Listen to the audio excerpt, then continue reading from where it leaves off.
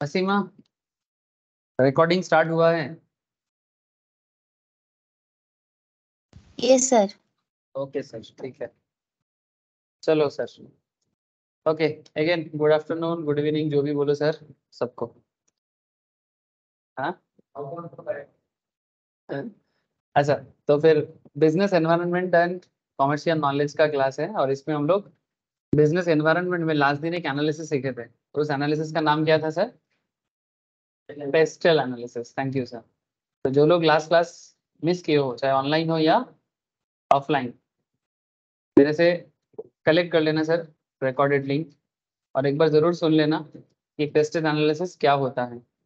तो ये जो पर्टिकुलर कॉन्सेप्ट है ना, सुनो सर, सुनो, पढ़ाई में आ जाओ। ये जो पर्टिकुलर कॉन्सेप्ट है, ये कॉन्सेप्ट ना मार्केटिंग वर्ल्ड में सबसे ज्यादा चाहिए होता है। मार्केटिंग समझते हो आप लोग?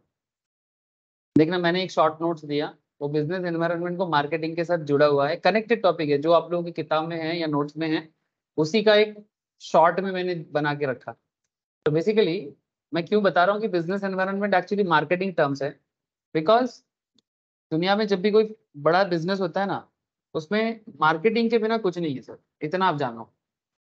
मैंने, ये बात सुनने में थोड़ा अजीब लगता है कि सर मार्केटिंग क्यों करें, बट आप मुझे बताओ, आप कौन सा प्रोडक्ट मार्केट का यूज करते हो जिसके बारे में आप जानते हो, और उसके बारे में आप कैसे जानते हो? क्योंकि उसका मार्केटिंग होता है। अब अपना प्रोडक्ट मार्केट में दिखाने के लिए, चाहे ऑनलाइन में देखो, यूट्यूब में देखो, टीवी में देखो, पुराने जमाने में तो टीवी एडवर्टाइजमेंट चलता था, आजकल तो टीवी एडवर्टाइजमेंट आज भी चलता है ना? तो आप कहीं से भी मार्केटिंग देखते हो, प्रोडक्ट के बारे में जानते हो, फिर चाहे अच्छा बुरा भला उतना क्वालिटी का कौन सोचे, पहले जाके खरीद लो और काम लगा दो, है ना? तो यही चीज नॉर्मली लोगों को होता है। अब इसमें क्या होता है, बिजनेस बूस्ट हो जाता है, होता है कि नहीं होता? जैसे एक चीज बताते हैं, एक नेगेटिव चीज बताते हैं, पॉजिटिव तो रोज सुनते हो। जैसे एक लड़की लोगों का प्रोडक्ट होता है, cosmetics product, fair and lovely, ठीक है? इसको लेके आजकल बहुत ज्यादा झमेला हुआ है। आजकल देखना, फेयर एंड लवली का एडवर्टाइजमेंट अगर अभी भी होता है, उसमें देखना, जो लड़की लोगों का मतलब त्वचा जो है ना, वो गोरा स्किन नहीं दिखाता है, फेयर स्किन नहीं दिखाता है।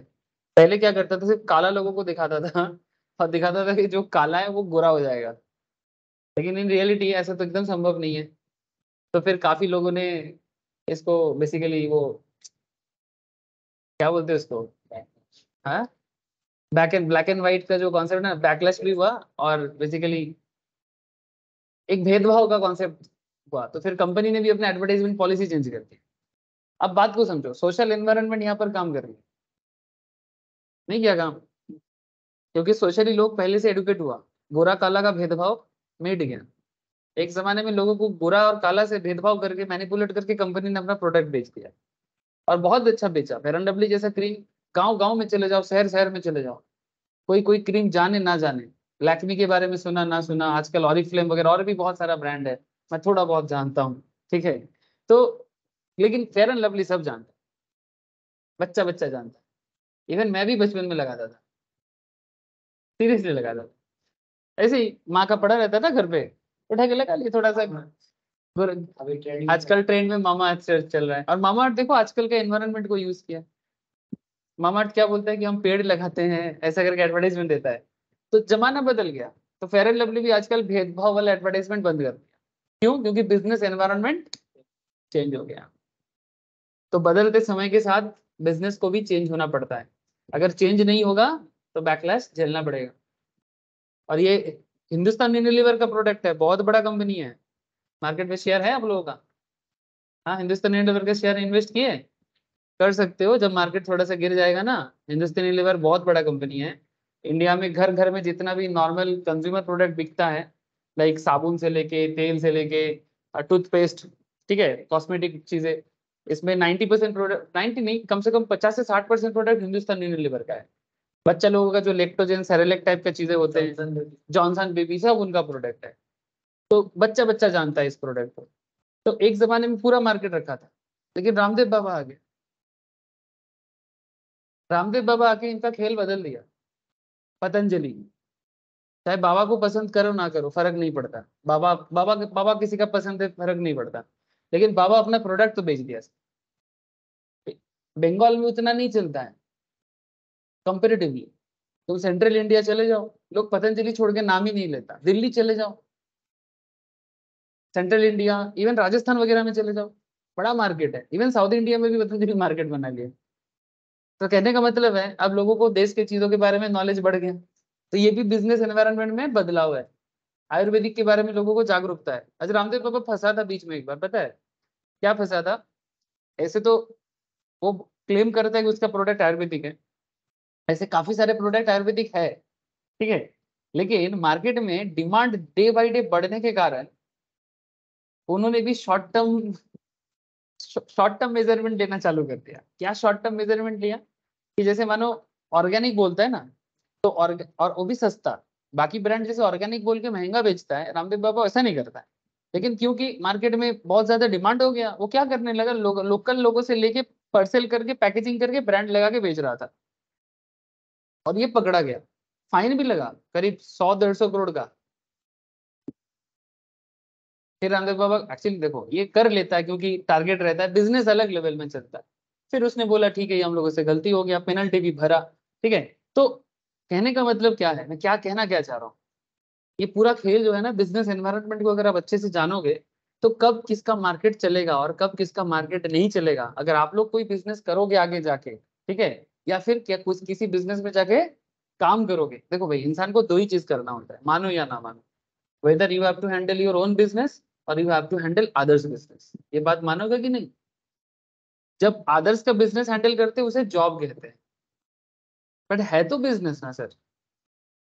चाहे कोई इंजीनियर बन गया, तुम सोचो कि कल एक यूट्यूब वीडियो देख रहा था, तो वीडियो में एक लड़का इंजीनियर है सिविल इंजीनियर है, वो अपने बॉस को गाली दे रहा है, मैंने बेसिकली जॉब छोड़ रहा है और अपने बॉस के फिर भड़ास निकाल रहा है कि भाई हम इंजीनियर है पर फिर भी तुमने मेरे को मार्केटिंग में लगाया, हम फिर भी कुछ नहीं बोले, बट प्रमोशन के टाइम पे किसी और को, हमको नहीं तो इसके बारे में एक शॉर्ट्स चल रहा था। तो मैं शॉर्ट्स को बात नहीं कर रहा हूँ, मैं बोल रहा हूँ कि ये जो इमोशनल जो भड़ास जो निकाला जा रहा है। अब सोचो कि वो इंजीनियर है पर फिर भी देखो उसको बिजनेस संभालना पड़ा। उसको ऐसे तो बिजनेस से लेना देना नहीं होना चाहिए, क्योंकि वो तो इंजीनियर है, वो बस प्रोडक्ट को डेवलपमेंट के जो भी कंपनी चीजें बनाता है उसका मेन फोकस उसी में होना चाहिए। लेकिन फिर भी देखो कंपनी बोलता है कि भाई थोड़ा बहुत टारगेट सबको फुलफिल करना है, तुम्हें भी थोड़ा कस्टमर लाना है, तुम्हें भी थोड़ा मार्केटिंग करना है, तुम्हें भी थोड़ा लोगों को जाके समझाना है, सेल करना है। इंजीनियर है फिर भी करना पड़ता है। क्यों? उपाय नहीं है, मतलब उपाय तो है पर क्या करें, एम्प्लॉयर क्या चाहते हैं कि भाई सस्ता में काम हो जाए। एक अलग से लोगों को, मानो कि ये इंजीनियर है, मानो सोमनाथ इंजीनियर है, अब ये इंजीनियर मेरे पास है। अब मैं देख रहा हूँ कि भाई अगर इसी से मेरे को सेल्स का भी थोड़ा बहुत काम हो जाए, मेरे को अलग से किसी और को रखने का क्या है। थोड़ा सा तुमको ज्यादा दे देंगे, मानो कि इसको 50,000 देते हैं, अब सोमनाथ तुम्हारा सैलरी बढ़ा देंगे, 60,000 में काम करोगे। लेकिन अगर किसी नया को रखना पड़ेगा तो मैं क्या बोलूंगा, वो मेरे से कम 25 तो लेगा। फिर भी मैं 15,000 मंथली सेव करूंगा, और 15,000 मंथली मैंने एनुअल सेविंग कितना हो जाता है सोचो। ऐसा कितना एम्प्लॉय के पीछे कंपनी को खर्चा करना पड़ता है। सो मार्केट अपने हिसाब से चलता है, पढ़ाई अपने हिसाब से चलता है। पढ़ाई तुमको मार्केट का बात नहीं करेगा। लेकिन फिर भी मैं क्यों बोल रहा हूँ, क्योंकि देखो सर हम लोग प्रोफेशनल लोग हैं, थोड़ा जानते हैं मार्केट कैसे चलते हैं, इसलिए आपको डायरेक्टली कनेक्ट कर रहा हूँ कि किताब का बात और मार्केट की बातों में थोड़ा फर्क है। लेकिन फिर भी वही बिजनेस एनवायरनमेंट आपको डायनामिक बनाता है। मैं आपको इस तरह का बात आज करूंगा कि आप थोड़ा डायनेमिक माइंड सेटअप के साथ अपने आप को रेडी करो। ये जो सब्जेक्ट है ना, business environment and commercial knowledge या फिर इकोनॉमिक्स का जो एप्लीकेशन एरिया है, ये सब्जेक्ट एक्चुअली आप सबको ना इस तरह का एजुकेशन देता है कि आज के डेट में आपको कैसे रेडी होना है ये सिखाता है। बेसिकली ये सब्जेक्ट क्या बोलते हैं उसको, मैंने, अरे एक होता है ना, जब किसी को कोई ट्रेनिंग, जॉब ट्रेनिंग होता है ना, ये जॉब ट्रेनिंग वाला सब्जेक्ट है। मैंने जॉब में जाने से पहले सिर्फ जॉब ट्रेनिंग करने के लिए आजकल लोग, पढ़ाई कंप्लीट हो गया मानो, अब फिर जॉब कैसे पाना है उसके लिए ट्रेनिंग करने जाते हैं, उसके लिए लाखों का फीस भरते हैं। कंपनी जॉब ट्रेनिंग करवाएगा, फिर तुमको प्लेसमेंट कंपनी के थ्रू से मार्केट में डालेगा, और उसके लिए तुमसे 50,000 1 लाख का 6 महीने का फीस लेगा। और फिर तुमको बोलेगा कि भाई देखो तुम 1 लाख तो मैं ले रहा हूँ, तुम 1 साल काम करोगे, तुम्हारा आ जाएगा। लेकिन मजा का बात क्या है जानते हो? अच्छा, जॉब ट्रेनिंग का जरूरत क्या है? नॉर्मल पढ़ाई क्या जॉब ट्रेनिंग नहीं दे सकता? दे सकता है, बिल्कुल। अब सीए इंस्टीट्यूट, सीएस इंस्टीट्यूट ये सब्जेक्ट को क्यों रखा है? अब न्यू सिलेबस में थोड़ा चेंज किया, वो करता रहता है इंस्टीट्यूट, बट ये सब सब्जेक्ट को क्यों पढ़ाया जा रहा है? ताकि आप लोग जानो कि मार्केट कैसे चलता है। जैसे आप लोग शायद जानते हो कि मेरे यहाँ से लोग प्लेसमेंट भी कर लेते हैं, सीए का भी, सीएमए का भी, स्टॉक मार्केट का भी लोग करते हैं। रिसेंट कुछ स्टूडेंट्स का प्रॉब्लम हो रहा है। क्या प्रॉब्लम हो रहा है? पांच पांच लोगों को भेजा था सर फाइनेंशियल सर्विस कंपनी में, एक को कोटक में भेजा था, एक को मोतीलाल ओसवाल में भेजा था, एक को जियोजित फाइनेंशियल सर्विस में भेजा था, और एक को एसबीआई में भेजा था। तो एक आध जगह से मेरे को कंप्लेन आया कि आपका कैंडिडेट प्रॉपर नहीं हो रहा है। 2 जगह में कोई दिक्कत नहीं है, कैंडिडेट टू कैंडिडेट भी मैटर करता है। अब क्योंकि ये जो बैच था ये बेसिकली करेंटली सिर्फ ऑनलाइन में ही डेवलप हुआ, और जॉब ट्रेनिंग के बारे में मैं तो कभी सोचा नहीं, ठीक है। लेकिन अभी जो क्राइसिस जनरेट हो रहा है, मार्केट का उन लोगों का नीड कुछ है, ठीक है। अब ये सिर्फ सब्जेक्ट नॉलेज लेके जा रहा है। मार्केट बोलते हैं कि नहीं, हमें सिर्फ सब्जेक्ट नॉलेज से काम नहीं चलेगा, हमें मार्केट नॉलेज भी चाहिए। तो फिर मैं एक कंपनी से जब रिजेक्ट हो जा रहा है, आपको मैसेज भी दिखा सकता हूँ ठीक है। तो जब रिजेक्ट हो जाता है तो फिर चिंता मेरा बढ़ता है, क्योंकि आखिर मेरा स्टूडेंट जब किसी जगह में सक्सेस नहीं होता है तो उसमें मेरे को ही अपना फेलियरिटी नजर आता है, चाहे वो एग्जाम हो चाहे जॉब हो। क्योंकि मुझे लगता है कि मैं और क्या बेहतर कर सकता हूँ। तो ये मेरे लिए भी चैलेंज है, जब कोई कंपनी बोलती है कि आपका कैंडिडेट परफेक्ट नहीं लग रहा है, तो ये मेरे को खराब लगता है, चाहे कुछ भी हो। तो फिर ये मेरे लिए भी एक चैलेंज हो रहा है कि मुझे लोगों को आज के बिजनेस एनवायरनमेंट के साथ एडप्ट करना है। तो प्लीज आप लोग ये सब्जेक्ट को हल्का से मत, एग्जाम ओरिएंटेड वैसे देखो तो सब्जेक्ट बहुत ही ईजी है, लेकिन रियल लाइफ ये काफी मुश्किल का सब्जेक्ट है। आप बिलीव नहीं करोगे, इसमें तुम्हारा 2-3 चीज होता है। एक, तुम्हारा बार्गेनिंग पावर बढ़ता है। बार्गेनिंग माने कंपनी तुमको ऑफर करता है सैलरी पैकेज, तो तुम अगर कॉन्फिडेंट रहोगे ना, तुम अपना वैल्यू करना जानो। तुमको पता होना चाहिए कि तुम किस एनवायरनमेंट में एंटर कर रहे हो। अगर तुमको पता ये लगता है कि तुम किस एनवायरनमेंट में एंटर कर रहे हो, तो ऑटोमेटिकली तुम अपना वैल्यू कर पाओगे। कि किसी काम के लिए तुम 50,000 मंथली पैकेज अगर मांगते हो एज ए फ्रेशर्स, तो तुमको पता होना चाहिए कि ये बिजनेस एनवायरनमेंट में इतना अपॉर्चुनिटी है, इसीलिए मैं मांग रहा हूँ। अगर तुम 25,000 बोल रहे हो, देखो डिपेंड करता है कि एक सीए पास करने के बाद नो डाउट 50,000 ऊपर से ही एज ए फ्रेशर को ज्वाइन करेगा, है ना। एक normal stock market NISM crack करके जा रहे हैं 20-25 से स्टार्ट करेगा, लेकिन इससे कम नहीं होना चाहिए। कम होगा मैंने तुम अंडर वैल्यूड हो जाओगे। और अंडर वैल्यूड कैसे हो जाओगे? क्यों? तुमको बिजनेस एनवायरनमेंट का पता नहीं। अच्छा, 1 साल बाद तुम जब एक्सपीरियंस हो जाओगे, तो तुम अपना कदर और बढ़ा दोगे। सीरियसली, 1 साल का एक्सपीरियंस तुम सोच नहीं सकते, तुम्हारा सैलरी डबल हो सकता है। मैंने तुम अगर 50,000 में थे, अब तुम 1 लाख पैकेज में भी जा सकते हो।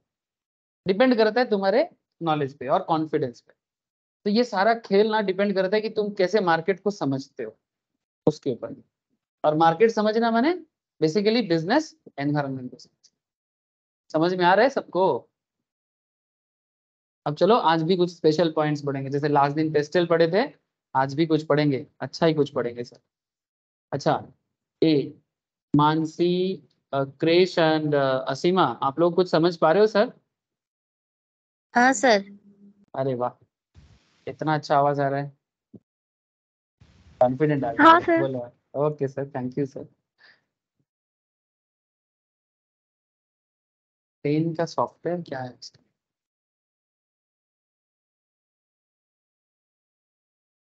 तो नहीं, पर सॉफ्टवेयर इंस्टॉल नहीं है। सॉफ्टवेयर क्या है? अच्छा देख सर, तो फिर स्क्रीन को देखो थोड़ा सा। लास्ट दिन मैं इस पॉइंट पे बात किया था, जो लोग ऑनलाइन देख रहे हो ठीक से देखो सर। लास्ट क्लास में ना मैं ये एनालिसिस किया था, टेस्ट एनालिसिस। आज थोड़ा बेसिक बात करूँगा, ठीक है। तो बिजनेस एनवायरनमेंट के बारे में चलो थोड़ा किताबी बात करते हैं, नहीं तो आप बोलोगे सर आप सिर्फ अपना कहानी सुनाते रहते हो, किताब से कुछ नहीं बोलते। चलो, बिलीव कर लेना सर कि जो मैं आपको कहानी सुनाता हूँ शायद देसी भाषा में सुनाता हूँ, किताब यही बात लिख के रखता है। चलो मैं पढ़ के सुनाता हूँ, आप मैच कर लेना, ठीक है। देखो पहला पॉइंट क्या लिखता है, लिखता है कि ए बिजनेस इज क्रिएटेड, सबको मिला पॉइंट बुक्स में? हाँ सर, नोट्स में बुक्स में मिला है ना? कहते हैं कि business is created to provide product और सर्विस टू कस्टमर, लिखा है।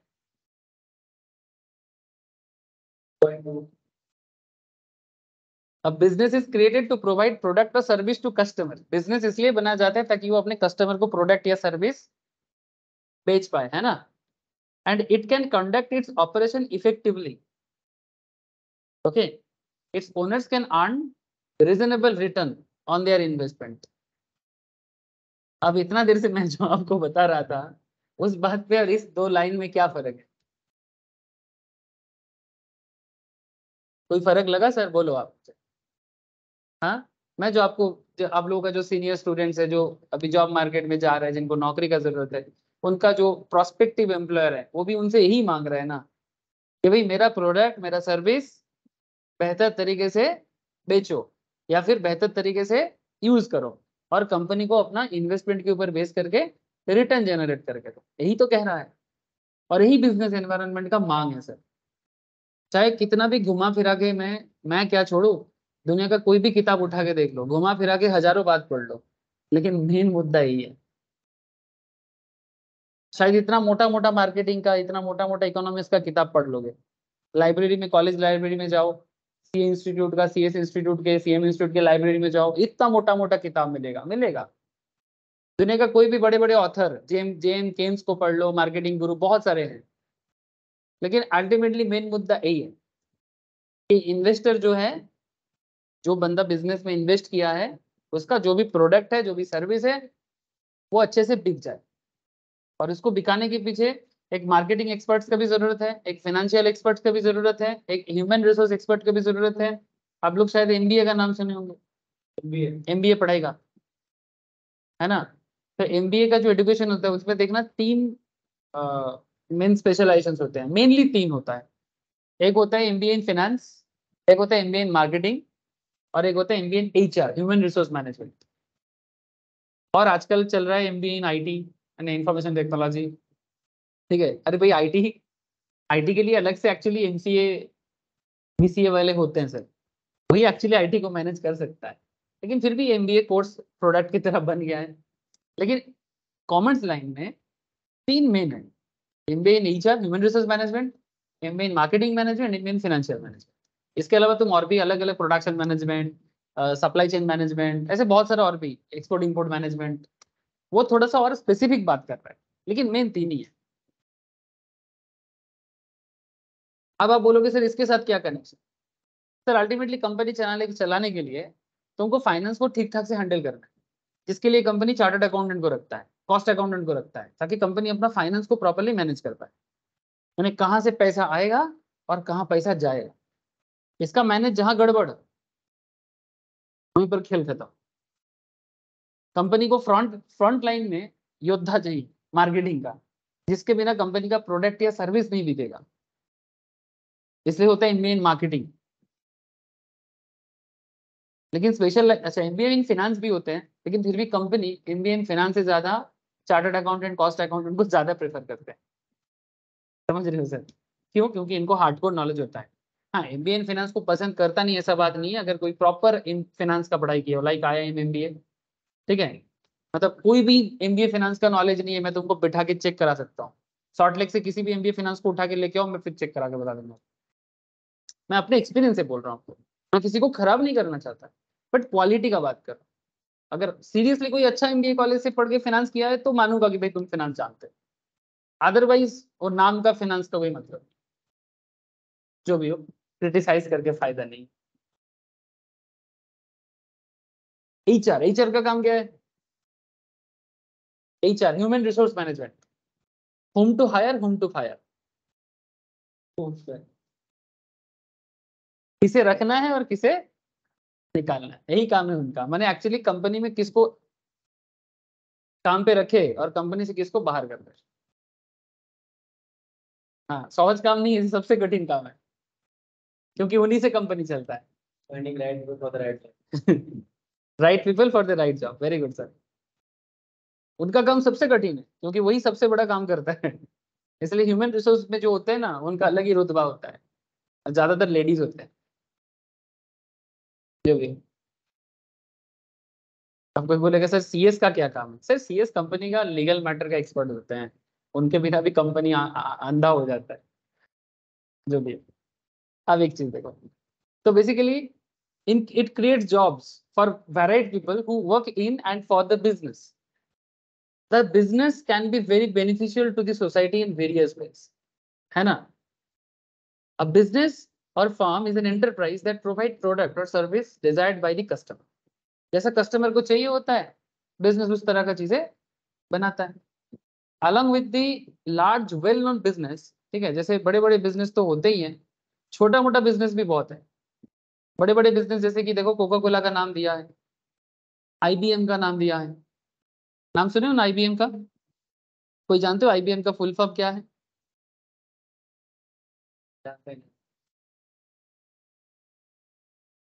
आईबीएम क्या काम करता है, एनी आइडिया? क्रिश, असीमा, किसी को आइडिया है सर? बोलो, आईबीएम क्या काम करता है? मानसी, बोलो सर, क्या काम करता है सर?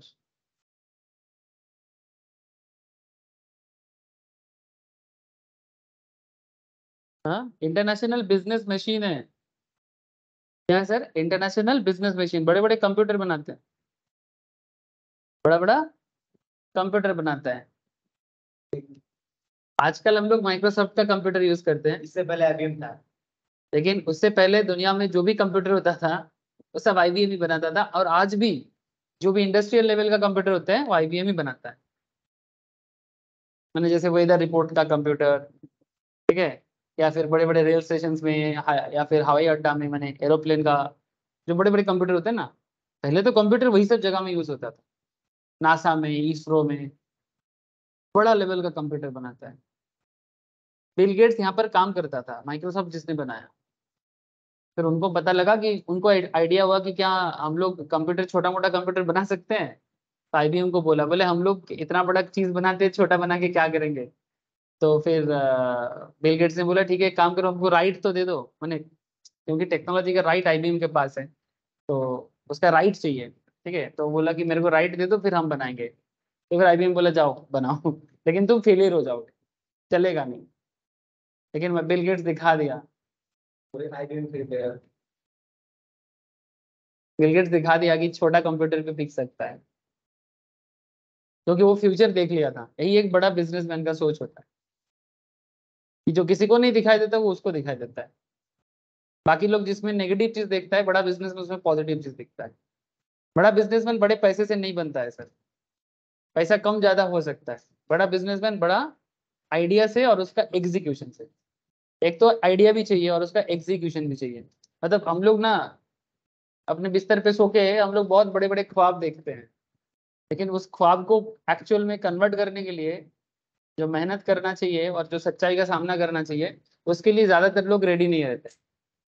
इसलिए हर कोई बिल गेट्स या टेस्ला नहीं बना पाता।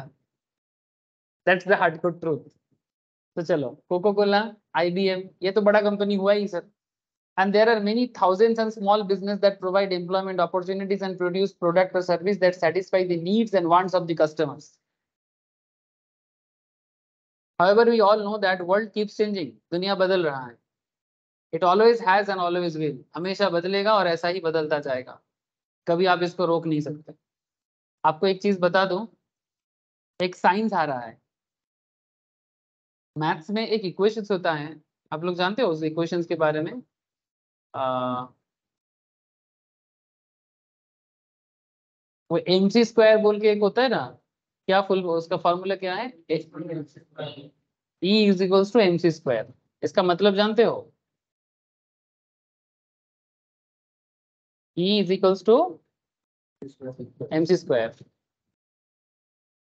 ये आज साइंस यूज कर रहा है, बट हमारे देश में, हमारे शास्त्र में, मैंने पुराने वेद पुराण में इस E equals to M C square के बारे में बहुत पहले से बता हुआ है। और ये प्रूव है। मैं आप लोग आगे जाके फाइंड आउट कर लेना, मेरे बात का मजाक नहीं कर रहा। अब ये E equals to M C square, E for energy, M for mass and C is the speed of the light. Speed of the light मैंने जिस स्पीड से हम लोग सूरज का लाइट को देख पाते हैं, मैंने सूरज का लाइट यहाँ तक इतना स्पीड में पहुंच रहा है उसको स्पीड को बताते हैं। जैसे चांद का भी रोशनी आता है ना यहाँ तक, तो उसका तो स्पीड होता है ना, तो उसी कितना स्पीड में आने से हम उसको देख पाते हैं। तो ये इसका जो मेन कॉन्सेप्ट है, कहते हैं कि पूरा दुनिया का कोई भी चीज किसी चीज से क्रिएट नहीं होता, पूरा चीज एक होल कॉन्सेप्ट है। ये जो एनर्जी है, मास है, ये पूरा एक होल कॉन्सेप्ट है। जो भी एनर्जी है या जो भी चीज हम लोग करते हैं, ये चेंज नहीं होता, ये सिर्फ ट्रांसफर होता रहता है। इसका मतलब मैं आपको सिंपल लैंग्वेज में बता सकता हूँ। देखो मैं इतना मैथ्स का तो स्टालवर्ड नहीं हूँ, इसलिए मैं E equals to M C square के बारे में ज्यादा डिटेल्स तो नहीं बोल सकता। भाई जो नहीं बोल सकता उसके बारे में नहीं बोलूंगा, बट मुझे इतना पता है कि ये E equals to M C square का रियल लाइफ एप्लीकेशन किस लेवल में जा रहा है, जिसको नासा काम कर रहा है, उसी का एक टेक्नोलॉजिकल डेवलपमेंट के बारे में मैं आपको बता रहा हूँ। ये E equals to M C square के बेसिस में, जो पुराने जमाने में वेद शास्त्र में भी था और आज मॉडर्न साइंस भी इसको मान रहा है, तो एक ऐसा साइंस आएगा कि जैसे बोल रहे, जैसे हम लोग अभी बात कर रहे हैं ना, जैसे मैं अभी आपके साथ कुछ बात कर रहा हूँ, डिस्कशन कर रहा हूँ, ये जो भी मेरे आवाज मेरे मुंह से निकल रहा है, ठीक है, ये जो शब्द वर्ड्स, ऐसा नहीं कि ये जब हमारे कान से बाहर चला गया, एक देखो मैं बोला, फिर कुछ देर में ये गायब हो गया, जैसे अभी चुप हो, लेकिन ये है अभी भी और हमेशा रहेगा।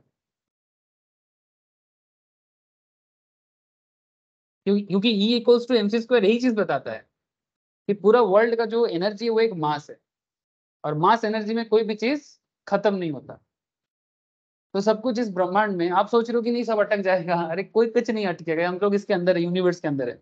कि यूनिवर्स का साइंस बहुत बड़ा है, और इसमें जो कुछ भी हम लोग बात कर रहे हैं इस तक पहुंचा जा सकता है, लेकिन साइंस इतना अभी तक डेवलप नहीं हुआ कि इस तक पहुंच पाए ये शब्द को पकड़ने का, लेकिन थोड़ा बहुत तो पहुंचा है। तभी तो इतना टेक्नोलॉजी डेवलपमेंट हुआ है, तभी तो हम लोग फोन में बात कर रहे हैं, तभी तो यहाँ बैठ के आप लोग ऑनलाइन क्लास कर लेते हो। कुछ तो हुआ है सर, ये सब तो जा रहा है ना। जब हम यहाँ से बात करते हैं, आप लोग घर बैठे ऑनलाइन क्लास जो लोग अभी कर रहे हैं, कैसे आवाज कैसे जा रहा है, तो इसका मतलब शब्द को कहीं ना कहीं हम लोग होल्ड तो कर सकते हैं ना, कुछ तो कंटेनर में डाल सकते हैं। तो इसका मतलब यूनिवर्स में जो भी बात आज से 1000 साल पहले हो, 2000 साल पहले हो, 5000 साल पहले हो, जो भी बात पहले हुआ है, तो एक जन बोल रहा था, तो फिर इसका मतलब कृष्ण भगवान ने जो गीता का वाणी दिया है, ठीक है, अब कोई बोलते हैं नहीं ये सच नहीं है, कहानी है, तो फिर नासा बोल रहे कि अगर नासा उसको क्रैक कर लेगा, तो कृष्ण भगवान जो गीता का वाणी दिया है, हो सकता है कि आज से 100 years लेटर कृष्णा का जो आवाज है, वो आवाज हम लोग का जो नेक्स्ट जनरेशन होगा शायद डायरेक्टली सुन रहा हो।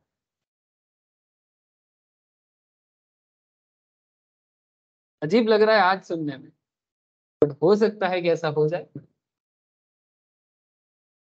क्या सर, बात समझ में आ रही है कि नहीं आ रहा है? हो सकता है, कुछ भी हो सकता है, क्योंकि ये साइंस से ही वो संभव है।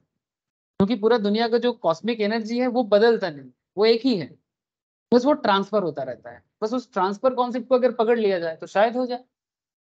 अब नासा तो कोशिश में लगा हुआ है। अब हमारे वेद शास्त्र में लिखा रहेगा तो बोलेगा नहीं नहीं ये सब कहानी है, लेकिन नासा बोलेगा तो बोलेगा हाँ है। चलो, तो इसके पीछे का मेन मैं क्या कहना चाह रहा था कि ये जो वर्ल्ड चेंजिंग है, keep changing, world keep changing, it always and always will change होता रहेगा।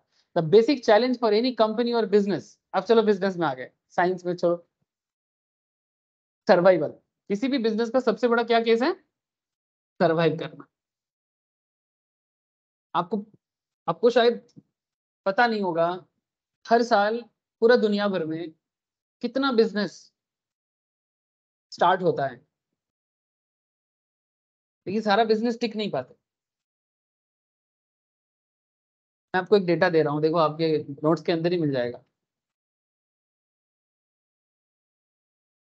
ये लाइस शायद कितना है कि बता रहे, थोड़ा सा नीचे आ जाओ मिल जाएगा। देखो चार्ल्स डार्विन का एक पॉइंट है, उसके बाद ही मिलेगा तुमको। एक एनालिसिस बता रहा है कि हर साल करीब 50, कितना है, 5 करोड़, 5 के बाद मिला नहीं तुम लोगों को? देखो एक चार्ल्स डार्विन का एक पॉइंट है, उसके बाद ही है, देखो मिला। 5 crore business every year start होता है पूरा दुनिया भर में, मतलब daily, bond every year across the globe, and about 1,30,000 1,37,000 per day. यानी आज के रेट में अगर हम लोग बात कर रहे हैं, शायद अभी 1,37,000 बिजनेस बन गया है, अभी बात करते करते बन गया है। यहाँ नहीं रे बाबा, पूरा दुनिया भर। लेकिन इनमें से 1,30,000 बिजनेस बंद भी हो जाता है आज के दिन।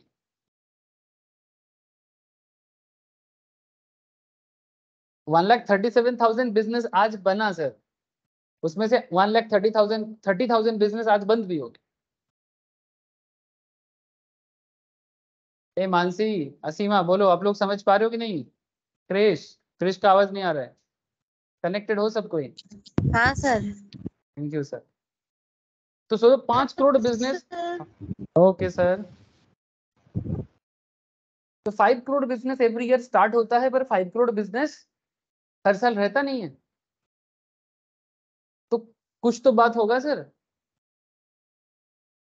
क्या कोई ऐसा है कि पीछे काठी करता है और खराब हो जाता है, बंद कर देता है, चाहता नहीं है कि बिजनेस बने? ऐसा बात नहीं है। मेन पॉइंट है कि चैलेंज, बिजनेस करने के लिए जो चैलेंज का सामना करना पड़ता है, सबसे बड़ा चीज कि आज आप कहीं पर 5 लाख रुपया डालते हो ना प्रोडक्ट में या सर्विस में, तो सबसे ज्यादा लोग डर जाते हैं। 5 लाख ही बता रहा हूँ मैं, 5 करोड़ नहीं बोला, आम आदमी का बात कर रहा हूँ। 5 करोड़ तो थोड़ा हायर मिडिल क्लास बात हो जाएगा, मैं एकदम मिडिल क्लास बात कर रहा हूँ। कहीं पर 5 लाख जमा करेंगे ना, चिंता हो जाए, 5 लाख जमा कर दिए, चलेगा कि नहीं पता नहीं, इतना प्रोडक्ट उठाए, इतना सामान ला के लेके बैठे हैं। मैंने आधे से ज्यादा लोग तो पहले ही नेगेटिव खा जाता है, चले ना चले पहले ही नेगेटिव खा जाएगा। तुम कितना भी समझा, वो नेगेटिव ही खाएगा। समझा समझा के बुरा बूढ़ा हो जाओगे फिर भी नेगेटिव खाएगा। क्यों? क्योंकि ये आदत हो गया है, वर्ल्ड वर्ल्ड में होता है, सिर्फ इंडिया तो बात ही छोड़ दो। अगर मैं वेस्ट बंगाल का बात करूं तो अलग ही डेटा निकलेगा।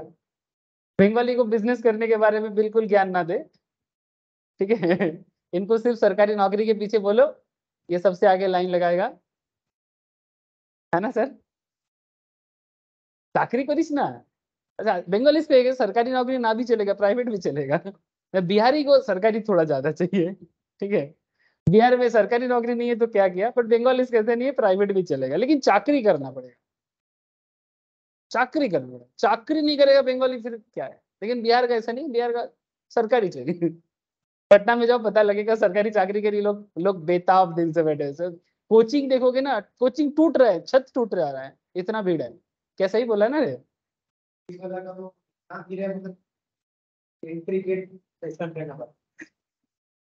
ठीक है, सब सरकारी नौकरी, वो रेलवे का, ठीक है, फिर जितना भी छोटा छोटा स्पेशल नौकरी होता है ना सरकारी लेवल में, ठीक है, एसएससी स्टाफ सिलेक्शन कमीशन, तो उससे भी छोटा लोअर ग्रेडेड चाकरी के लिए ज्यादा लोग पढ़ते हैं। यूपीएससी का भी क्रेज है, बट लोअर ग्रेडेड जितना सारा है डी ग्रेडेड का, उसका ज्यादा। सब चलो ठीक है, वो भी खराब चीज नहीं है, बट सर प्रॉब्लम क्या है ना, सारा लोग वहां पर घुसेगा तो फिर चाकरी भी तो इतना नहीं है, मतलब बेकार जा रहा है उतना।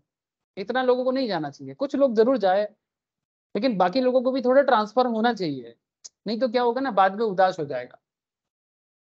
तुम 4 साल 5 साल एक चीज में दे रहे हो, मानो 5 करोड़ लोग ट्राई कर रहे हैं जॉब जॉब जॉब जॉब करके, अब 5 करोड़ लोग जॉब के पीछे भाग रहे हैं, लेकिन जॉब ही नहीं है, हार्डली 50,000 जॉब है, वो भी नहीं है प्रॉपर। तो फिर बाकी 4.5 करोड़ लोगों का क्या होगा? हाँ? नहीं, सिर्फ यही में क्यों आना है, और भी चीजें हैं। लेकिन मैं कहना चाहता हूँ कि एक बैलेंस बनाना चाहिए, वो एक ही चीज के पीछे पागल की तरह नहीं नहीं। एक बैलेंस नहीं, बात बात किसी एक का नहीं है सर। इसको ना इंडिविजुअल लेवल पे मत सोचो, सबके लिए एक चीज क्या है ना, बंगाली में एक बड़ा सुंदर सा कहावत है, बोलते हैं इसको हिंदी में भी बोलते हैं, बोलते हैं राखे होरी मारे के और मारे होरी राखे के। इसको हिंदी में क्या बोलते हैं? जाको रखे सही या मार सके ना कोई। हाँ जो भी हो, जो भी भाषा तुमको समझ में आ गया ना, बस चलो ठीक है। बेसिक बात ही है कि सबका कुछ ना कुछ हो ही जाएगा, बट फ्रस्ट्रेट होके होने से अच्छा है कि थोड़ा सा मजे, और हाँ मजे में, थोड़ा मजे में हो तो जाएगा सर। खाने का लालच किसी किसी को नहीं पड़ेगा, सबको मिलेगा। लेकिन क्या है ना, दुख से, जैसे खाना खा रहे हैं, मन ही नहीं है खाने का, कुछ बेकार है, दुकानदारी कर रहा है, बेकार है। दुकानदारी करते करते बोलता है दादा यार क्या चल रहा है, কেমন চলছে दादा, यार मार्केट भालो ना, एकदम भालो ना। अरे भाई खाली दुकान में भी बैठो फिर भी बोलो मार्केट अच्छा है। ये होता है बिजनेसमैन का। खाली दुकान में बैठे रहो, कस्टमर नहीं है, एक हफ्ता से दुकान में कोई कुछ नहीं हुआ, फिर भी बोलो अच्छा चल रहा है, क्योंकि वो वही पॉजिटिविटी जो दुकान में कस्टमर लाता है। तुम अगर एक कस्टमर को बोल दो ना कि दादा सब अच्छा चल रहा है, जो बोलोगे वो दे देंगे, तुम देखना एक दिन दुकान में इतना भीड़ लगेगा कि संभाल नहीं पाएंगे। लेकिन तुम बोलो एकदम बेकार है, एकदम बेकार, एकदम भालो जाता है, फिर समझ लो कि वो ऑटोमेटिक काम करना चालू कर देगा। सो ये one of the big reason है। मैं हंसते हंसते बोल रहा हूँ, बट ये बात यही कारण है कि 1,37,000 बिजनेस डेली बन के बाद भी 1,30,000 बंद हो जाते हैं, 7,000 ही सर्वाइव कर पाते हैं। अब इसके पीछे तुम बोलोगे सर माइंड सेटअप, हाँ एक तो माइंड सेटअप, दूसरा नॉलेज, सबसे बड़ा चीज हाई नॉलेज के साथ हाई रिस्क टेकिंग पावर आता है। हाई नॉलेज, डिग्री नहीं सर, डिग्री या नॉलेज में फर्क करना सीखो। तुम्हारे पास 1 कौड़ी का डिग्री नहीं है फिर भी चलेगा, बट 1 कौड़ी का नॉलेज होना चाहिए। डिग्री लेके घर में अगल बगल में देख लो, डिग्री वाला लोग भर्ती पड़ा हुआ है। आजकल तो डिग्री का अभाव नहीं है, आपके रिलेटिव्स में देख लो, घर में देख लो, है बीकॉम एमकॉम एमएससी भरा हुआ है कि नहीं सर, एमबीए, हाँ भरा हुआ मिलेगा तुमको। तो फिर इतना तो नॉलेज आ ही गया है कि डिग्री इज नॉट इनफ। अगर डिग्री से ही सब हो जाता तो फिर इतना लोग बेकार में बड़ा नहीं होता। ये लोग एम्प्लॉयबल नहीं हो पाता है सर, ज्यादातर लोग एम्प्लॉयबल माने नौकरी पाने लायक नहीं है डिग्री लेने के बाद भी। क्यों? क्योंकि क्योंकि मार्केट में क्या करना है यही नॉलेज नहीं।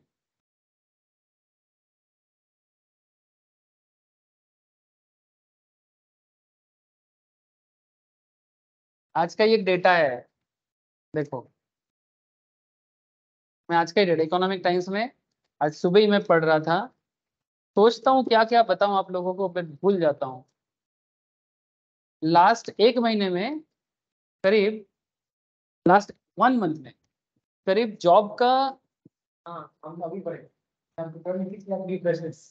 26 लाख फ्रेशर्स, ठीक है कहाँ गया निकाल, 26 लाख फ्रेशर्स लिंक्डइन वगैरह में, कैरियर में, naukri.com में अपना जॉब का ये डाला है। 26 लाख फ्रेशर्स 1 महीने से बैठा हुआ है, कोई कंपनी लेने को तैयार नहीं है। कहाँ गया ये? इकोनॉमिक टाइम्स में दिया है सर, जो लोग ऑनलाइन कर रहे हैं उनको मैं दिखा नहीं सकता, बट हाँ ऑनलाइन में मिल जाएगा। Freshers intensity job hunt as company slow hiring, इसमें डेटा दिया है कि active job opening for young grads 50,000 60,000 and सितंबर। IT sector alone net added, IT sector में ज्यादा जॉब क्रिएट होता है नॉर्मली हमारे देश में, बट वहां पर भी लोग नहीं रह रहे हैं, और बाकी सेक्टर का तो हालत और खराब है। इसके पीछे 2-3 रीजन है। एक तो कंपनी का थोड़ा सा स्लो ग्रोथ भी स्लो हुआ है, और दूसरा सबसे बड़ा रीजन है कि स्किलफुल लोगों का भी अभाव हो रहा है। ऐसा नहीं कि इंटरव्यू में नहीं जा रहा है, इंटरव्यू में जा रहे हैं पर कंपनी को पसंद नहीं आ रहा है, तो फिर सिर्फ एडुकेशन लेने से नहीं होगा सर। हाँ पढ़ रहे हो जाएगा, आंख बंद करके नहीं है सर, पढ़ाई को करो ढंग से पढ़ो। ऐसा नहीं कि आज का क्लास खत्म हो जाए, या फिर ऐसे तो अभी चलेगा ठीक है, और आप लोग फिर भूल गए, अरे होगा किताब में सर बोला था इसलिए डायलॉग बाजी के लिए बोला था, नहीं सर। चार्ल्स डार्विन का एक बहुत फेमस यहाँ पर एक पॉइंट दिया है सर। चार्ल्स डार्विन का ये जो मतवाद है, ये आप लोग बचपन में भी पढ़े थे। बोलते हैं कि it is not the strongest of the species that survive, not the most intelligent, but the one most responsive to change. Point को समझे, अगर मैं इसको बंगाली करूं या हिंदी करूं तो क्या मतलब निकलता है कि सबसे ताकतवर लोग सरवाइव नहीं कर पाता, सबसे बुद्धिमान लोग भी सरवाइव नहीं कर पाता। सरवाइव वो कर पाता है जो समय के साथ अपने आप को चेंज करना चाहता है, अपडेट करना। चेंज माने रंग बदलो गिरगिट नहीं, समय के साथ बदल गया मैंने, रंग बदलो गिरगिट नहीं माने अभी हम तुमसे प्यार करते हैं 2 मिनट बाद हम तुमको नफरत करते हैं, वैसा वाला नहीं। चेंज का माने जो अच्छा बोला, अपने आप को टाइम टू टाइम अपडेट कर, as per the need with flow. Very good sir, ठीक है। और इसी को डार्विन ने अपना जो बात दिया था, कि आप लोग बचपन में शायद बायोलॉजी में पढ़े हो, struggle for existence and survival of the fittest. क्या रे, आप लोग पढ़े कि नहीं? मानसी, मानसी, असीमा, क्रिश, आप लोग पढ़े कि नहीं ये वाला? हाँ सर। Thank you sir. ठीक है, वही लोग सरवाइव कर पाते हैं सर जो स्ट्रगल करते हैं एग्जिस्टेंस के लिए। आप लोग करते हो स्ट्रगल? दिखता है, दिख रहा है, मुंह पे दिख रहा है, स्ट्रगल सबका दिख रहा है। Struggle for existence and survival of the fittest. आपको फिट रहना है और आपको स्ट्रगल भी करना है, तो जाके आप टिक पाओगे। ये जैसे जंगल का कहानी भी है ना, फॉरेस्ट में जो जंतु जानवर जैसे होते हैं वही टिक पाते हैं सर जो ताकतवर है और मैंने एक समय के साथ चेंज कर पाते हैं। ताकतवर तो फिर भी जैसे, तब तो डायनासोर को तो अभी भी रहना चाहिए था, लेकिन डायनासोर तो नहीं है ना। फिर वो बड़ा सा हाथी होता था, एक क्या बोलते हैं उसको, मैमोथ। इतना बड़ा दांत होता था, इतना बड़ा दांत होता था। देखो मैमोथ कभी देखे हो? ओरिजिनल तो नहीं देख पाओगे सर, ओरिजिनल आज से 10,000 साल पहले होता था। कभी जादूगर चले जाना, जादूगर माने मैजिक नहीं होता उधर, इंडियन म्यूजियम, उसको बंगाली में जादूगर, हाँ वहां पर मैमथ है, मैमथ का स्केलेटन है। एकदम तुमको उसका ओरिजिनल दांत भी मिल जाएगा, बहुत बड़ा है, जाके देख के आना। इंडियन म्यूजियम, धर्मतला में, पार्क स्ट्रीट में, पार्क स्ट्रीट धर्मतला के बीच में, हाँ ब्रिज के एकदम साइड में। जरूर जाना सर, थोड़ा बोरिंग लगेगा पर देख के आना। हाँ ज्यादातर वहां पर भीड़ नहीं होता है, सब भीड़ विक्टोरिया में होता है। सारा भीड़ विक्टोरिया में होता है, उसके बगल में एक पार्क है D42 के ऑपोजिशन में, वहां पर होता है। जादूगर खाली है, कुछ फॉरेनर दिख जाओगे। फॉरेनर जाते हैं, उनको नॉलेज है ना, वो समझ जाते हैं। उनका टिकट भी ज्यादा है, हम लोग 10 टका 20 टका में जाते हैं, वो लोग 300 400 टका में जाते हैं, और भी ज्यादा ना, 2,000 के आसपास होगा, 1,000 टका। अपना 30 रुपया। लेकिन जाओ सर, देख के आओ, सीरियसली। तो जो भी हो, तो तो फिर मेहमत नहीं टिका, डायनासोर नहीं टिका, तुम कौन सी क्या बोलते हैं, खेत की मूली हो। तो फिर अपने आप को, लेकिन कछुआ को देखो, कछुआ सबसे पुराना प्राणी में से एक है। सीरियसली, मजाक नहीं कर रहे हैं, एकदम ओरिजिनल थ्योरी के कारण साथ बोल रहे हो, साइंस भी प्रूव कर दिया। तो क्या बोलते हैं कछुआ को इंग्लिश में, क्या बोलते हैं? स्नेल नहीं, स्नेल नहीं, टॉर्टोइज। वो कम से कम 20,000 साल से सर्वाइव कर रहा है। और एक, हाँ हाँ, फिर भी देखो ना, वही तो ताकतवर तो है नहीं, फ्लो में चल रहा है, वो फ्लो में चल रहा है, वही तो तुमको समझाने का कोशिश कर रहे हैं। शायद हमारे नॉलेज के परे है वो कैसे सर्वाइव करेगी, हाँ। पर कुछ तो बात है जो डायनासोर नहीं कर पाया, मैमथ नहीं कर पाया, वो टॉर्टोइज कैसे करके दिखाया। बिजनेस भी कुछ इसी तरह का है। अब कोई बोलेगा कछुआ चाल है, चलो ना कछुआ चाल, कोई दिक्कत नहीं है, लेकिन फ्लो में रहो। समझ रहे हो सर, स्लो में कोई प्रॉब्लम नहीं है। अगर स्लो होके भी आप अपना काम निकाल सकते हो तो करो, दुनिया बहुत कुछ बोलेगा, अपने भी बोलेगा बहुत स्लो है, बहुत धीमा है, चलो ठीक है, लेकिन जब at the end of the day आप सक्सेस हो जाओगे ना, तो आप स्लो भी रहोगे तो कोई दिक्कत नहीं। मैं ये देखो, जो फास्ट है, फास्ट एंड फ्यूरियस है, ठीक है, रहो अपना फास्ट फ्यूरियसनेस, उसमें कोई प्रॉब्लम नहीं है। लेकिन अगर कोई स्लो है, फिर भी कोई प्रॉब्लम नहीं, लेकिन फ्लो में रहो। स्लो में रहने के कारण इसमें जाने का कोई मतलब नहीं है कि नहीं मैं तो बहुत स्लो हूँ, मेरा कुछ होगा नहीं, मैं तो थोड़ा सा दिमाग में ढीला हूँ। जितना भी अलग अलग स्लो हो सकता है, मतलब मन को छोटा करने वाला बात कुछ नहीं। कछुआ से सीख सकते हो, कौवा से सीख सकते हो, काक काक क्रो, वो भी बहुत पुराना है, इतना पुराना है। अभी एज पर हिंदू शास्त्र के अनुसार अभी दुर्गा पूजा आ रहा है ना, महालया कब है सर? 16 हाँ 16 को, हाँ 14 को। तो महालया जब तक नहीं आता है, उससे पहले भी पितृपक्ष चल रहा है। क्या बोलते हैं इसको? पितृपक्ष। अब ये पितृ, हाँ इसको पितृपक्ष बोलते हैं अभी। अब महालया के बाद मातृपक्ष चालू होगा। हाँ बता देते हैं, सुनो तो सही। अभी जो पितृपक्ष तुम लोग महालया के दिन देखे हो कभी गंगा पे, जाना सर हावड़ा ब्रिज के पास, देखना काफी लोग तर्पण करते हैं गंगा पानी में, ऐसे करके पानी के लेते हैं और फिर कौवा को खाना भी खिलाते हैं। और वो जो करते हैं ना, वो बेसिकली अपने पूर्वज को याद करके उनको खाना खिलाते हैं और उनके नाम पे पूजा करते हैं। पिंड दान भी बोल सकते हो। हाँ अब क्यों, बंगाली भी करते हैं, सब भूल गए हैं, अरे बंगाली सब करते हैं, सब भूल गए हैं। नॉन बंगालीज में जैसे बिहार यूपी साइड में अभी भी लोग पुराना कल्चर मेंटेन कर रहा है। ऐसा नहीं कि बंगाली बंगाली हिंदू नहीं है क्या, लेकिन वही तो प्रॉब्लम है। ठीक है, प्रॉब्लम यही है कि हम लोग भूल गए। अब इसके पीछे साइंस क्या है कि जब तुम पूर्वज को याद करते हो, ठीक है, जब तुम पूर्वज को याद करते हो तो उसपे तुमको देखो, ऐसा थोड़ी ना है कि जब आज हम लोग अपने माँ बाप को भूल जाएंगे तो माँ बाप उसके माँ बाप को भूल जाएंगे क्या? भूलना चाहिए? कम से कम साल में एक बार तो याद करो, कभी तो उनके नाम पे कुछ तो किया करो। तो ये ना पूरा साइंटिफिक कैलेंडर में फिट किया हुआ है कि भाई तुम हाँ श्राद्ध करो, पितृपक्ष में तो पितृपक्ष के टाइम पे अपने पूर्वज को याद करके उनके नाम पे गंगा स्नान किया जाता है, उनके नाम पे पानी चढ़ाया जाता है। तो ये कितना सुंदर सा एक रिवाज है, कोई खराबी तो नहीं है। और उसमें कौवा को खाना खिलाया जाता है, काक को। क्यों? तुम देखना काक का कुछ कैरेक्टर है, ये साइंस भी प्रूव किया है, वो कभी इस जन्म में होता है कभी उस जन्म में होता है। तुम कभी कौवा को अगर थोड़ा सा स्टडी करोगे, स्टडीली देखोगे ना, तो देखोगे ऐसे ऐसे करते हैं, ऐसे ऐसे करता है, मतलब वो कभी स्टेबल नहीं होता। देखना कभी ऑब्जर्व करके, वो हमेशा चंचल होता है, क्योंकि वो कभी इस जन्म में तो कभी उस जन्म।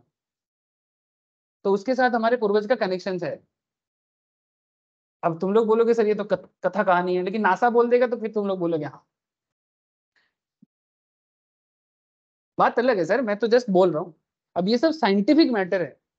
अब पितृपक्ष जैसे खत्म होगा फिर मातृपक्ष चालू होगा, तभी हम लोग देवी पक्ष में दुर्गा माता का आराधना करेंगे। अब उसका अलग कहानी है, कभी मौका मिलेगा तो सिर्फ उसी चीज का क्लास कर रहा है, नो इशू। जरूरत है। आजकल ये सब जानना जरूरी है सर, क्यों क्यों करते हैं। चलो छोड़ो। लेकिन मैं आपको दो एग्जाम्पल दिया, एक कौवा का और एक कछुआ का। ये लोग आज से कम 10,000 15,000 साल पहले से अभी भी सर्वाइव है। जब ह्यूमन नहीं था तब भी ये लोग थे। बंदरा, अरे हनुमान जी जो भी बोलो आप। बंदर बंदर मंकी, पुराना है, बहुत पुराना है।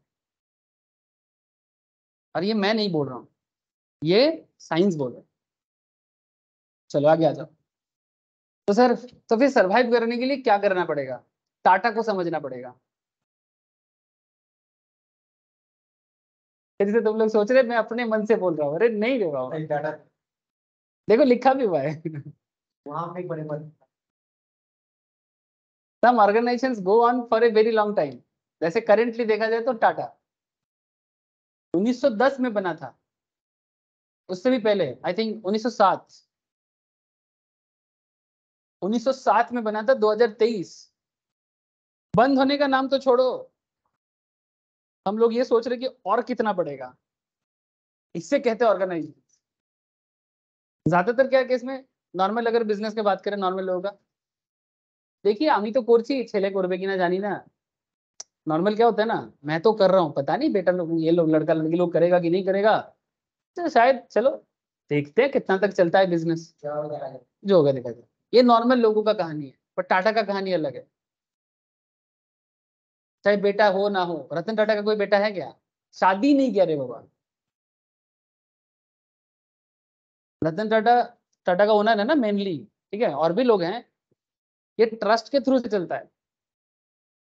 टाटा का एक टाटा सन्स बोल के हैं, टाटा का ट्रस्ट चलता है।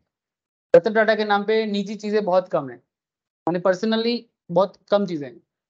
अगर सब कुछ अपने नाम पे होता तो मुकेश अंबानी अभी सोचता कि मैं कभी रिच बनूं। लेकिन मुकेश अंबानी का पर्सनल नाम पे है, इसलिए हम उनको रिचेस्ट मैन बोलते हैं। टाटा के केस में रतन टाटा के पर्सनल नाम पे कुछ नहीं, जितना भी है सब टाटा ट्रस्ट या टाटा सन्स के नाम पे। टाटा एंड सन्स वो उसका ट्रस्ट है।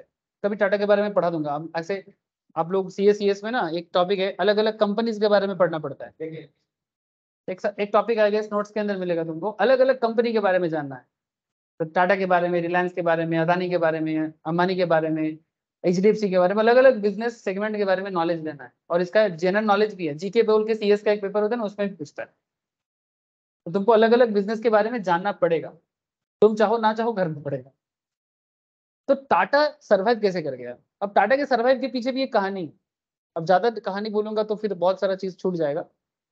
टाटा बना था जमशेदजी टाटा के कारण, फिर उसको आगे जाके लेके बढ़ा दोरबजी टाटा। सब भाई भाई थे या फिर रिलेशन में थे। ऊपर से टाटा इंडियन नहीं है एक्चुअल में, इनका जीन ईरान का है, पारसी है, पारसी।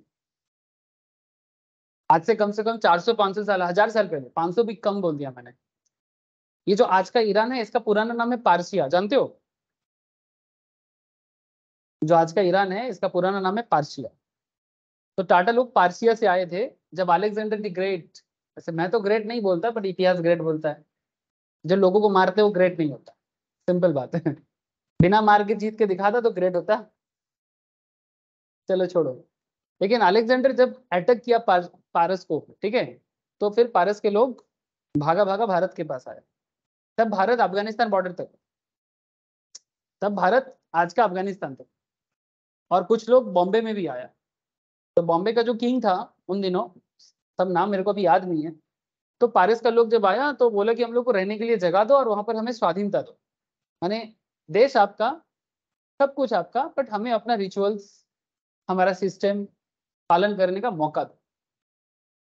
तो फिर राजा बोला कि हम कैसे बिलीव कर ले कि आप दगा नहीं करोगे, क्योंकि नॉर्मल सी बात है ना, जब कोई फॉरेनर देश में आएगा दगा कर सकता है ना, कभी भी मौका देख के अटैक करके हमारे राजा को मार के राजा बन जाएगा। ये तो हुआ है, बाद में बहुत हुआ है। तो पारस के लोग एक चीज बोला कि भाई हम आएंगे, भारत के साथ जुड़ेंगे। तब भारत ही हुआ करता था, और कुछ लोग हिंदुस्तान बोलता था। इंडिया बोल के कोई देश तब बना नहीं था, जिसके लिए कि आज कंट्रोवर्सी चल रहा है ना, तो यही कारण है, क्योंकि इंडिया बोल के कोई चीज नहीं था, तो भारत था। और कुछ लोग हमें हिंदुस्तान इसलिए बोलता था क्योंकि हिंदुओं का जगह था, इसलिए हिंदुस्तान नाम पड़ा था। तो अब क्या गजब का एक्सप्लेनेशन दिया था वो पारस का जो लीडर था। बोले कि हमें, राजा को बोला, बॉम्बे के राजा को बोल रहा है, बोले हमें एक प्याला दो, प्याला मैंने कप, ठीक है, और उसमें पानी दो और चीनी दे दो, ठीक है, या गुड़ जो भी हो। तो फिर बोला, फिर चीनी लिया, चमचा लिया, और उसको ऐसे घोला। क्या समझाना चाहा? बोले हम ऐसे घुल जाएंगे भारतीय के साथ कि आप पहचान नहीं पाएंगे कि हम पारसी है कि भारतीय।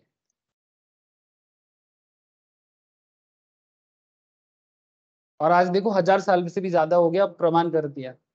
आज पारस के लोग और भारत के लोगों में कोई फर्क नहीं कर सकते। हम लोगों से ज्यादा प्यार करते हैं। हम लोग अपने देश के लिए शायद उतना प्यार नहीं करते जितना पारस के लोग भारत को प्यार करते हैं। मैंने अभी और पारस के लोग तो नहीं बोल सकते, they are just known as Parsi. और पारस बोल के आज कोई देश भी नहीं है। ईरान हो गया, कुछ लोगों को ईरानी भी कहा जाता है, बट ईरान बाद में बना है। तो आज का जो ईरानी भी भारत में रहते हैं ना, तो उनका धर्म या रिचुअल्स अलग है, और पुराना जो पारस के लोग हैं उनका जो धर्म और रिचुअल्स वो अलग है, भले ही वो लोग सेम जगह से हो। गुजराती में कुछ लोग देखना ये लैंग्वेज यूज करते हैं, डिकरा डिकरी, लड़का लड़की को बोलते हैं डिकरा बोलते हैं, डिकरी बोलते हैं। तो डिकरा decree is a Parsi language, इसलिए गुजराती में भी ये डिकरा डिकरी वर्ड मैच हो गया है। काफी गुजराती नॉर्मल जो यहाँ का है वो डिकरा डिकरी बोलता है। जानो सर, देश के बारे में जानो, अच्छा लगेगा। तो टाटा को जानना इसलिए जरूरी है,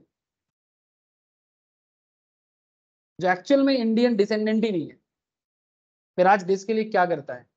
एक लेटेस्ट एग्जांपल देता हूँ, आज एयर इंडिया फिर से टाटा का हो गया। फिर से क्यों बोला? क्योंकि ये एक्चुअल में ही टाटा का था।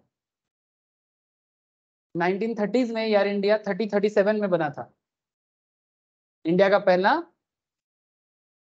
क्या बोलते हैं, कॉमर्शियल एरोप्लेन। तो जब जवाहरलाल नेहरू बोला रतन जमशेद टाटा को, नहीं उस टाइम जमशेद जी शायद नहीं थे, मे बी दोरब जी थे या उनके बाद जो आए थे वो थे। तो उनको बोला कि क्या देश का कोई अपना एरोप्लेन नहीं होगा? तो बोलते एक काम करो, आप एयर इंडिया रखिए।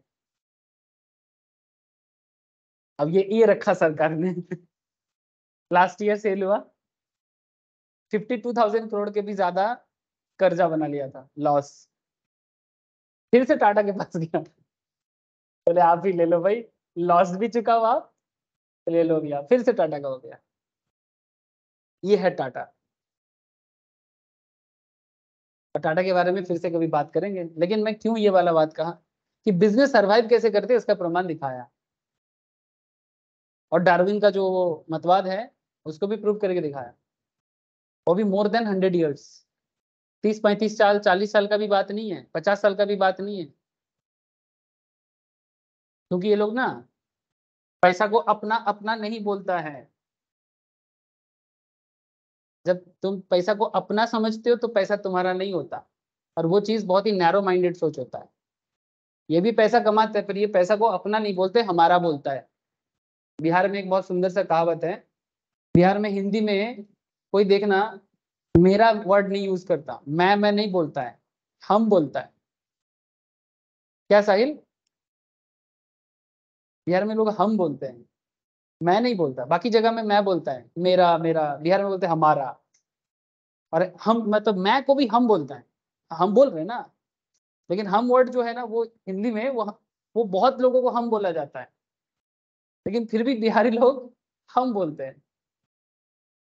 वर्ड से भी बहुत कुछ सीखने वाला है। तो टाटा का कॉन्सेप्ट भी ना हम जैसा है, वो मैं नहीं करता। तू मैं समझते हो, मेरा तेरा नया नया कपल जो होता है सब मेरा और तेरा, इसके बाहर कोई नहीं है। तो ये टाटा का मेन कॉन्सेप्ट है कि वो सबको लेके चला, देश को लेके चला, तभी इतना बड़ा कंपनी बना पाया। और जो सिर्फ अपने बारे में सोचा वो शायद 50 साल चला, 60 साल चला, फिर धरा के धरा रहे। समझ में आ रहा है सर? हाँ, ये सब कहानी नहीं है, हकीकत है। तो over the year surviving organization change their structure as well as composition of their activities. ठीक है, अब ये सब तो मैं बोल ही दिया, एक बार पढ़ लेना सर। थोड़ा नीचे आ जाओ sir. Meaning of business environment को देखो, एक सुंदर सा स्ट्रक्चर बना के दिखाया, दिख रहा है? क्या कहते हैं, बोलते अकॉर्डिंग टू ग्लोएक एंड जज। क्या बोलेंगे, जॉर्ज क्या नाम बोलेंगे यार, छोड़ो यार, फॉरेन नेम है, लेकिन आप पढ़ लो। ठीक है। अब जैसे वो लोग हमारा नाम प्रोनाउंस नहीं कर सकता ना। आप लोग वीडियो देखे थे वो ट्रम्प जब आया था हाउडी मोडी में, हाउडी मोडी बोल के एक प्रोग्राम होता है ना, वो हुआ था जब मोदी और ट्रम्प का टाइम था। तो मोदी जब अमेरिका गया था तो वो बनाया था, तो फिर जब ट्रम्प इधर आया तो गुजरात स्टेडियम में ही तब न्यूज सेरेमनी हुआ था, ओपनिंग हुआ था। तो उसमें ट्रम्प को, ट्रम्प कौन थे इसके पहले का जो यूएस प्रेसिडेंट था तो ट्रम्प को विवेकानंद के बारे में बोलने के लिए बोला कि स्वामी विवेकानंद अमेरिका में बड़ा पॉपुलर है। तो विवेकानंद का नाम प्रोनाउंस नहीं कर पाया, तो ऐसे वीडियो यूट्यूब में मिलेगा, विवेकानंद बोल ही नहीं पा रहा था। तो मेरा भी हालत कुछ ऐसा है कि मैं बोल नहीं पा रहा हूँ, जो भी हो। तो ग्लूक हो या जॉर्ज हो, जो भी हो, the environment includes factor outside the firm which can lead to opportunities for or threats to the farm. Although there are many factors, the most important of the factors are socio-economic, technological, supplier, competitor and government. तो क्या कहना चाह रहे हैं, बहुत simple से बात कर रहे हैं, डायरेक्ट बात कर रहे हैं। लास्ट क्लास में यही सब बात हुआ था। हाँ सर, कि किसी भी बिजनेस को डेवलप करने से पहले देखो यहाँ पर जो ये सर्कल बना हुआ है, एक फार्म, बिजनेस फार्म माने कंपनी या बिजनेस किसी भी सोसाइटी के बीच में होता है ना? दिख रहा है सर्कल, दिख रहा है? नहीं दिखा? किसी भी सोसाइटी के बीच में होता है बिजनेस फार्म, और उसके चारों तरफ कॉम्पिटिटर होते हैं, क्रेडिटर होते हैं, गवर्नमेंट होते हैं, सप्लायर होते हैं, कस्टमर होते हैं, जो एक्चुअली एनवायरनमेंट को मैनेज करते हैं। तो अगर सप्लायर ठीक ठाक एनवायरनमेंट के अंदर है, कस्टमर ठीक ठाक, ऐसे कल इकोनॉमिक्स क्लास की है ना आप लोग, सप्लाई के बारे में कितना सुंदर बात हुआ है। विलो बैट का एग्जाम्पल हुआ था कल, देखा है? अच्छा बच्चा मिस कर गया था, फिर भी देख लिया। विलो बैट जो है पहले सप्लाई नहीं होता था, अभी देखो सप्लाई हो रहा है। अब इंग्लिश विलो सब्स्टिट्यूट हो जाएगा, भगवान करे हो जाए, ब्रिटिश को थोड़ा सा मात दे दे फिर से एक बार। नहीं होना चाहिए, बहुत लूटा है हमारा, हमारा चीज हमसे लूटा, हमको ही फिर से बेच के गया। हाँ सर, ऐसा ही तो किया वो लोग, ब्रांड। चलो, तो सप्लायर, कस्टमर्स, कस्टमर को भी समझना चाहिए कि अपनी चीज का कदर करना। Competitor, healthy competition is very important. ऐसा नहीं हो कि सब अकेला खाए। हेल्दी कंपटीशन कैसे बनेगा? हर प्रोडक्ट या सर्विस में 2 3 4 5 प्लेयर कम से कम होना चाहिए, है ना? 10 प्लेयर होना चाहिए, जितना प्लेयर उतना कस्टमर का अच्छा, है ना?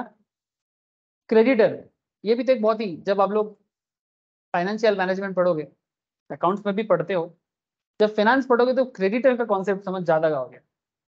जैसे अकाउंटेंसी में मैं सैटरडे स्टार्ट करूंगा अकाउंटेंसी, ठीक है? जिन लोगों का एकदम बेस कच्चा है उनको भी सिखाऊंगा, और जिनका पक्का बेस है उनको भी सिखाऊंगा। ठीक है। तो वहां पर वहां पर तो ज्यादा नहीं बोल पाऊंगा, लेकिन फाइनेंस के क्लास में क्रेडिटर के बारे में बहुत बात होता है कि एक बिजनेसमैन का हमेशा कैरेक्टर क्या होता है कि जिनसे हमको पैसा देना है उनको देरी करके दो, और जिनसे पाना है उनसे जल्दी मांगो। तो क्रेडिटर मैनेजमेंट अलग से सिखा जाता है कि कैसे पेमेंट डिले करे और डेटर से जल्दी पैसा मांगा जाए। नहीं, सीरियस, ये फाइनेंशियल मैनेजमेंट का कॉन्सेप्ट है। तो क्रेडिटर का एनवायरनमेंट भी बेहतर होना चाहिए। क्रेडिटर मैंने जिनको पैसा देना है, हमको देना है, मैंने जो मेरे से पैसा पाएगा वो मेरा क्रेडिटर है। बात समझ रहे हो? अगर मेरे बिजनेस को कहीं पर कहीं लोन है तो मेरा क्रेडिटर है। ठीक है। तो क्रेडिटर को मैनेज करना भी बहुत इंपॉर्टेंट चीज है। आम लोगों के अंदर में एक कॉन्सेप्ट चलता है, आजकल तो सर मॉडर्न डे आ गया, पुराने लोग कम ही है, पर फिर भी क्रेडिटर को महाजन कहा जाता है गांव साइड में। महाजन समझते हो? महाजन, हाँ। महाजन माने कि सपोज पुराने दिनों में क्या हिंदी सिनेमा में बहुत दिखाता था, और बच्चन के वो उस टाइम पे पहले का समय, गांव का एक महाजन होता था जो ऐसे सादा टोपी पहन के, सादा कुर्ता धोती पहन के गांव के चौराहे पे बैठेगा। हाँ, चश्मा पहनेगा, एग्जैक्टली। ठीक है। और फिर गांव का लोग आएगा, उनसे पैसा लेगा। ठीक है। और फिर बिजनेस करेगा, फिर कुछ दिन बाद आके सूद समेत चुकता करेगा। यही लोग बाद में बैंकर बना सर, यही लोग बाद में बैंकर बना देश का। ज्यादातर लोग इनको साहूकार भी बोलते हैं। श्रॉफ टाइटल होते हैं, श्रॉफ, श्रॉफ होते हैं। फिर ज्यादातर कर्नाटक में, मुंबई की कुछ साइड में, राजस्थान गुजरात साइड में कुछ एक तबका है जो महाजन का काम करते हैं। उसका ही कुछ जाति बिहार बंगाल में भी देखा गया है। जो जैसे आज उदय कोटक, कोटक महिंद्रा बैंक का ओनर, एचडीएफसी जिन्होंने बनाया, नाम भूल रहा हूँ मैं, समथिंग पुरी, आदित्य पुरी ऐसा कुछ नाम है। ज्यादातर ना इनका मैक्सिमम लोगों का बैकग्राउंड चेक करोगे ना, तो ये लोग कोई महाजन फैमिली बैकग्राउंड से ही बिलोंग किया है, 100 साल पहले, 50 साल पहले। तो समझ रहे हैं सर? पुश्तैनी काम आगे जाके बैंकर हो गया। तो कहने का मतलब क्या है? तो ये जो मैं क्रेडिटर का बात कर रहा था कि किस तरह से क्रेडिट मैनेज करता था, वो भी तो मैनेज होना चाहिए। बैंक से पैसा लोगे, प्रॉपरली टाइम पे पेमेंट करोगे, बैंक तुमको दोबारा लोन देगा, फिर तुम उस पैसे से फिर से बिजनेस करोगे, फिर तुम उसको टाइम पे चुकाओगे, तो फिर बिजनेस बढ़ेगा। इसी तरह से बिजनेस बढ़ता है। कोई अपने पॉकेट से पैसा लेके नहीं आता, लेकिन तुम जो काम करोगे, जो बिजनेस करोगे, उस बिजनेस पे तुम्हें खुद भी भरोसा होना चाहिए, तभी ना वहां से तुम रिटर्न कमा पाओगे। और सपोज तुम कहीं से 1 लाख का लोन ले रहे हो, तुम बोलो कि 1 लाख का लोन लिया, बैंक ने तुमको 10% ब्याज बोला। ब्याज माने इंटरेस्ट, बंगाली में बोलते हैं सूद। ठीक है। तो 1 लाख का 10%, 10,000 होता है। तुम साल में 10,000 उनको सूद दोगे। तो इतना कॉन्फिडेंस रखना है कि भाई 1 लाख के 1,20,000 बनाऊंगा, 10,000 बैंक को दूंगा, 10,000 खुद का रखूंगा। इतना तो होना चाहिए। और ये जितना क्रेडिट सिस्टम सही रहेगा, क्रेडिट सिस्टम जितना सही रहेगा उतना सुंदर रहेगा। और गवर्नमेंट का भी प्रॉपर लॉ होना चाहिए कि सही। गवर्नमेंट का लॉ क्या करता है? गवर्नमेंट का काम है सही को सही बोलना, गलत को गलत बोलना, उसके लिए प्रॉपर लॉ एस्टेब्लिश करना। जब देखना देश में प्रॉब्लम बढ़ रहा है, इसका मतलब समझ लेना कि सरकार किसी किसी एक का तरफदारी कर रहा है, अपीजमेंट कर रहा है। अपीजमेंट समझते हो? हाँ, फेवर करना। ना किसी का जाति का करना चाहिए, ना किसी धर्म का करना चाहिए, ना ही किसी पर्टिकुलर कास्ट का करना चाहिए, किसी का नहीं करना चाहिए। सरकार को न्यूट्रल होना चाहिए, क्योंकि सरकार बनाई है न्यूट्रल कॉन्सेप्ट में। लेकिन फिर भी जब वो फेवरेटिज्म करता है, समाज में प्रॉब्लम बढ़ता है। थोड़ा बहुत देश के लिए फेवरेटिज्म होना अलग चीज है। जैसे अगर जैसे देश आजाद हुआ है, तो इसमें कुछ बिजनेसमैन का भी बहुत बड़ा योगदान है। जैसे एक सबसे बड़ा बिजनेसमैन फैमिली का नाम लेना चाहिए, क्योंकि ये बिजनेस का क्लास है, बिरला ग्रुप। आदित्य बिरला तो आज है, बिरला पहले आदित्य बिरला अकेला नहीं चलाता था। बिरला का अभी भी बहुत सारे फैमिली बैकग्राउंड है। उसमें आज आदित्य बिरला, कुमार मंगलम बिरला, वो भी बाई प्रोफेशन चार्टर्ड अकाउंटेंट भी है, कुमार मंगलम बिरला। तो बिरला फैमिली जो है ना, वो देश के आजादी में बहुत बड़ा योगदान करता है। स्पेशली कांग्रेस तो तब देश का मेन था, बाकी पार्टी तो था नहीं सर। आरएसएस था, बट मैंने उसका ऑब्जेक्टिव के साथ मैच नहीं कर रहा था और सिचुएशन थोड़ा अलग था, उसका कहानी अलग है, बाद में बताऊंगा। लेकिन बिरला जिस तरह से देश को, अरे इतना लड़ाई लड़ने के लिए फंड का जरूरत था कि नहीं, तो कोई तो पैसा दिया होगा। उसमें से एक बड़ा नाम बिरला है, जो भर भर के आजादी के लोगों को, मैंने जो हमारे रिवोल्यूशनरी थे, भर भर के पैसा दिया। गांधी जी को, सुभाष बोस को दिया है, सबको दिया है। दिया बोल के आज वो लोग कर पाए, नहीं तो नहीं कर पाए। तो देश के डेवलपमेंट में, जैसे आज, चाहे आप लोग मानो ना मानो, शायद 100 साल बाद लोग मानेगा, थोड़ा बहुत 2 नंबरी 1 नंबरी बिजनेस के अंदर जो चलता है मैं उसको अलग करता हूँ, बट आज के देश के डेवलपमेंट में अदानी का योगदान बहुत बड़ा है। टीवी में आप लोग देखना, देखो मोदी तो अदानी को फेवर कर रहा है, मानता हूँ कर रहा है। हाँ? मैं कहना ये चाहता हूँ कि ठीक है, अदानी, मोदी अदानी को फेवर करता है, लेकिन अदानी को हटा दो, उसका जगह कोई ले पाएगा? इसका सबसे बड़ा एग्जाम्पल मैं क्या दे रहा हूँ कि आज अदानी देश का एक्सपोर्ट को डेवलपमेंट करने में, इंडियन इकोनॉमी पढ़ाऊंगा मैं, आपको नोट ऑलरेडी शेयर कर दिया, आप एक बार फिर भी नोट चेक करना। वहां पर इंडिया का जो जीडीपी ग्रोथ हो रहा है, एक्सपोर्ट ग्रोथ हो रहा है, जब तक देश का एक्सपोर्ट नहीं बढ़ेगा और इंपोर्ट नहीं घटेगा या फिर लेवल में नहीं आएगा, तब तक देश आगे नहीं बढ़ सकता। एक्सपोर्ट ज्यादा होना चाहिए, इंपोर्ट कम होना चाहिए, तभी जाके देश का पैसा आएगा। माने हम सिर्फ लोगों का चीज खरीदेंगे, ये अच्छा बात नहीं है। जैसे आज इंडिया का एक प्रॉब्लम हुआ है, 9,000 रेलवे का चक्का, रेल का चक्का समझते हो? रेल में हाँ, कोई कुछ कह रहे हो, बोलो सर।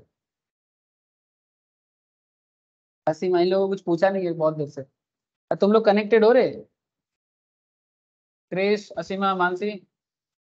हाँ सर। ओके सर, हाँ सर। समझ आ रहा है ना सर? हाँ सर। ओके। रिसेंटली 9,000 रेल का चक्का सेल ने ऑर्डर को कंप्लीट नहीं कर पाया। सेल माने steel authority of India limited, सरकारी कंपनी, और RINL, रेलवे इस्पात निगम लिमिटेड, नहीं सॉरी, मोटामोटी INL, इस्पात निगम लिमिटेड, फुल फॉर्म भूल गया थोड़ा। वो बेसिकली रेल का चक्का बनाता है, शॉर्टेज हो गया, चाइना से मंगवाना पड़ेगा, ऑर्डर दे दिया, ये भी पड़ेगा। हाँ, इसी से तो बोल रहा हूँ मैं, तो मेरे को खबर कहाँ से मिलेगा? मोदी मेरे साथ बात करता है क्या? ऐसे आजकल यूथ से बड़ा जोड़ रहा है। एक रेसलर के साथ बात कर रहा था, झाड़ू उड़ू लगा रहा था, रेसलर से पूछ रहा था कि तुम क्या खाते हो, कैसे कितना मेहनत। हाँ, ट्रेनिंग में, जो भी हो, कभी मौका मिले हमारे साथ भी बात करके हम भी मौका, मतलब मेरे को मौका मिले तो जो भी हो। तो कहना क्या चाह रहे सर कि देश का सारा फैक्टर, गवर्नमेंट लॉ, सप्लाई, जैसे सप्लाई में देखो, रेल का चक्कर का सप्लाई नहीं है देश के अंदर, अभी चाइना से इंपोर्ट करना पड़ेगा। It's not a good thing, it's not a good thing, क्योंकि इसमें हमारा पैसा चाइना के पास जाएगा। सिंपल बात, पैसा देश के अंदर ही रह जाता। तो ये एनवायरनमेंट को ठीक करना है, समय लगेगा, थोड़ा टाइम लगेगा, बट होगा। इसी चीज को यहाँ पर क्या बोला सर, बिजनेस फार्म का, बिजनेस एनवायरनमेंट का साइकिल। अच्छा, फिर देखो कैरेक्टरिस्टिक, 3-4 कैरेक्टर दिया है। बिजनेस एनवायरनमेंट का कैरेक्टर कॉम्प्लेक्स होता है, डायनामिक होता है, ठीक है, और क्या होता है, मल्टीफेसेटेड होता है, और फार रीचिंग इम्पैक्ट होता है, फ्लेक्सिबल होता है, फ्लेक्सिबल भी होता है। वही डायनामिक फ्लेक्सिबल एक ही हो गया ना, रेडी होता है। हाँ, जनरल असेसिंग फोर्स होता है उसमें जी। मल्टी डायमेंशन, वही तो मल्टी फैसेटेड बोला ना, ठीक है। अब देखो, तुम अलग अलग नाम यूज कर सकते हो, बट मैटर चेंज नहीं होगा, ठीक है, नहीं है, एक ही चीज। नहीं, ठीक है, वेरी गुड सर, ऐसा नॉलेज होना चाहिए। तो जैसे बिजनेस, अच्छा अब सवाल है कि बिजनेस एनवायरनमेंट जब कॉम्प्लेक्स का मतलब क्या है, what is the meaning of complexities in business environment? माने एक बिजनेस एनवायरनमेंट जटिल कब हो जाता है? इसको एक एग्जांपल दे सकते हो, कॉम्प्लेक्स बिजनेस एनवायरनमेंट, कोई भी एग्जांपल दो।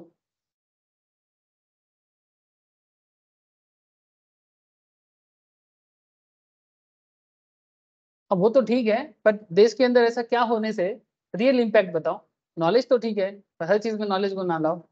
हाँ क्या क्या काका क्या केस क्या है? वो अमिताभ बच्चन, हाँ क्या लिखा? हाँ हाँ हाँ हाँ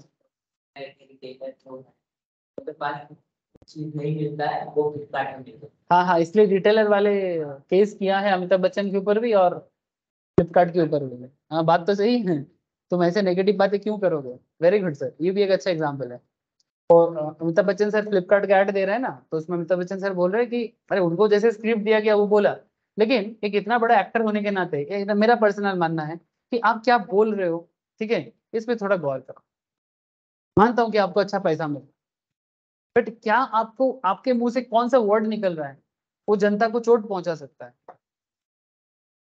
एडवर्टाइजमेंट तो ठीक है, कोई भी नॉर्मल एड करवाओ ना, तुम डायरेक्टली कैसे बोल सकते हो कि नॉर्मल रिटेलर के पास नहीं मिलता है, हमारे पास सब मिलता है तो हमारे पास से लो? गलत बात है ना, क्योंकि आम आदमी का क्या है ना, वो बच्चन साहब को जानता है, वो उसका मुंह सुनेगा फिर बोलेगा आम आदमी इस पे पास कुछ नहीं मिलता, देखो बच्चन साहब बोल रहे हैं फ्लिपकार्ट में ही सब मिलता है तो सब फ्लिपकार्ट में जाएगा, तो फिर बाकी लोगों का बिजनेस में भी तो इम्पैक्ट पड़ सकता है। देखो ऐसे भी थोड़ा बहुत इम्पैक्ट तो पड़ता है, लेकिन पॉइंट इज दैट तुम डायरेक्टली चोट दोगे। चलो ये एक कॉम्प्लेक्स सिचुएशन है। वेरी गुड, ठीक है चल, चेक टू बॉस मैंने खाता जमा করে চলে যেতে পারিস। अच्छा चलो, जैसे एक रिसेंट सिचुएशन हुआ है मालदीव में, सत्ता बदला है, खबर है किसी को? पॉलिटिकल सिनेरियो चेंज हुआ है, मालदीव जानते हो? हाँ भारत, लास्ट वीक का बात है, लास्ट वीक या दिस वीक। है 2-3 दिन। मालदीव में नया राजा हुआ है, मैंने न्यू प्रेसिडेंट बना है। तो पहले का जो प्रेसिडेंट था वो इंडिया को फेवर करता था, अब नया जो बना है ये चाइना का फेवर करता है। तो इतना दिन मालदीव में इंडिया का मिलिट्री चल रहा है, मतलब मालदीव में तैनात होता था। क्यों? क्योंकि भारत का 97% ट्रेड जो होता है, मैं दिखा देता हूँ मालदीव के बारे में। जो लोग ऑनलाइन में देख रहे हैं वो देख लो सर, कुछ लोग ऑनलाइन में सुविधा भी मिलता है जब तक बोर्ड नहीं आता। ठीक है, मालदीव भारत से ज्यादा दूर नहीं है, 700 किलोमीटर बाई समुद्र में, ठीक है। और स्ट्रेटेजिक लोकेशन है इसका। क्या स्ट्रेटेजी है? क्योंकि ये भारत महासागर में है ना, इंडियन ओशन में, और इंडिया क्या वर्ल्ड का सबसे ज्यादा जो एक्सपोर्ट इंपोर्ट का जो जहाज का चलता है ना सर, वो एक्चुअली इस एरिया से चलता है। तो मालदीव में जिसका कनेक्शन रहेगा उसको ऑलवेज एक एक्स्ट्रा एडवांटेज मिलता है। ऐसे मालदीव का पुराना रिश्ता बोलो या मालदीव का जो क्या बोलेंगे हेरिडिटी है, वो इंडियन हेरिडिटी, गुजराती हेरिडिटी है। सीरियसली, मैंने मालदीव का जो नेटिव है वो पुराने लोग हैं और वो भारत का ही लोग है। नाम सुन के नहीं समझ में आ रहा है? मालदीप, साउंड सुनो तो, ठीक है। तो अभी कुछ अलग बात है, मैं ज्यादा उस पर बोलूंगा नहीं, लेकिन अभी भी उनको पता है कि मालदीव का हिस्ट्री छानबीन किया गया है, हिस्ट्री में हर बार भारत का ही जिक्र किया गया, मैंने भारत से ही कुछ ना कुछ सब कुछ जुड़ा हुआ है, बाहरी देशों का कोई कनेक्शन नहीं था। बट फिर भी अभी सिचुएशन बदल गया, ये एक इंडिपेंडेंट कंट्री है। अब यदि प्रो चाइना हो जाएगा मालदीव ना, तो भारत के लिए प्रॉब्लम। क्यों? क्योंकि ये जो इंडियन ओशन का जो एरिया है, क्योंकि ओशियन में तो ज्यादातर कुछ रहने का जगह चाहिए ना, तेल भरने का जगह चाहिए, अब मालदीव में तो ये सब मिल जाता है। तो जब एक जहाज भारत होके इंडियन ओशियन क्रॉस करके दूसरे कंट्री में प्रोडक्ट लेके जाएगा, अफ्रीका जाएगा, कहीं भी जाएगा, तो तब मालदीव को बहुत जरूरत पड़ता है। तो चाइना अगर यहाँ इसको मिलिट्री में ले लेगा तो फिर चाइना का जहाज पहले जाएगा या चाइना दबदबा बना देगा। इंटरनेशनल रिलेशन या फिर पॉलिटिक्स का मैटर है, तो ये एक प्रॉब्लम क्रिएट कर, तो ये कॉम्प्लेक्स सिनेरियो है। किताब में देखो एक प्रॉब्लम दिया है, बोलते हैं कि जब इंडिया ने पबजी बैन कर दिया क्योंकि चाइना के साथ रिलेशन बैन हो गया, खराब हो गया, तो फिर ये भी तो बिजनेस पे हैम्पर किया, तो कॉम्प्लेक्स रिलेशन हुआ, फिर से चाइना ही आ गया। देखो उधर मालदीव में भी चाइना के साथ ही प्रॉब्लम हो रहा है। मालदीव का जो अभी करंट प्रेसिडेंट है वो प्रो चाइना है, पहले का जो था वो प्रो इंडियन था। Same to same problem Nepal के साथ भी हुआ था। नेपाल का जो करंट पीएम है वो प्रो इंडिया है, इससे पहले जो था वो प्रो चाइना था।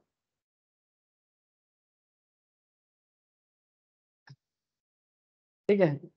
अच्छा डायनामिक, तो बिजनेस में काफी प्रॉब्लम आ सकता है। डायनामिक बिजनेस को डायनामिक होना पड़ता है, अगर नहीं होगा तो, जैसे देखो समय के साथ साथ ये जो हम लोग गाना सुनते हैं, एक जमाने में सीडी कैसेट हुआ करता था, उससे पहले वीसीआर बोल के चलता था, वीडियो कैसेट रिकॉर्डिंग बोल के, बड़ा बड़ा, इतना बड़ा होता था सिनेमा का, जो मूवी का चलता था, तुम लोग देखे नहीं उसका? क्या करते हो अभी? हाँ, रोल करके, लेकिन इतना बड़ा साइज में होता था, छोटा कैसेट देखे चीज, उसी कैसेट का एक बड़ा होता था वीडियो मूवी चलाने के लिए, उसका रील बहुत बड़ा होता था, देखा? इतना बड़ा। हाँ हाँ, वीसीआर बोल के होता था, उसके अंदर चला जाता। फिर बाद में सीडी आया, फिर उसके बाद पेन ड्राइव, नहीं उसके बाद एक आया था, ये क्या बोलते हैं उसको, फ्लॉफी फ्लॉफी डिस्क बोल के आया था। फिर फ्लॉफी के बाद पेन ड्राइव आया, फिर पेन ड्राइव के बाद अभी तो सब कुछ ऑनलाइन ऑनलाइन अवेलेबल है।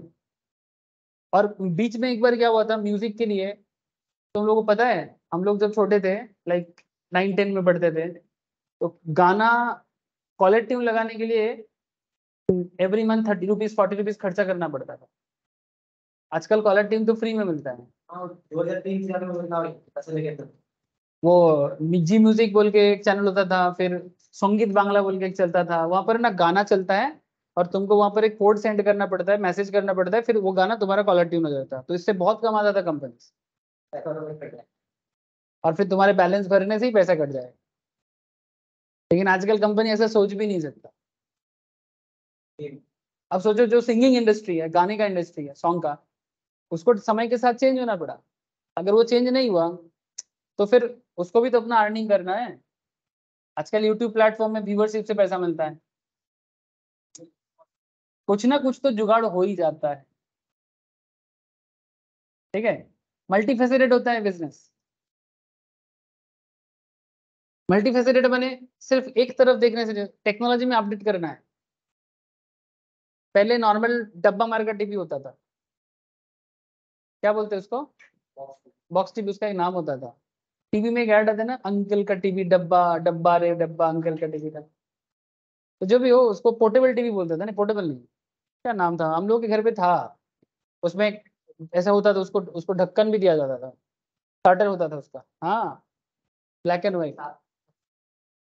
तो 90s का आते थे। हाँ, 90s का ही बात करो, तो मैं तो 90s का ही बच्चा हूँ ना।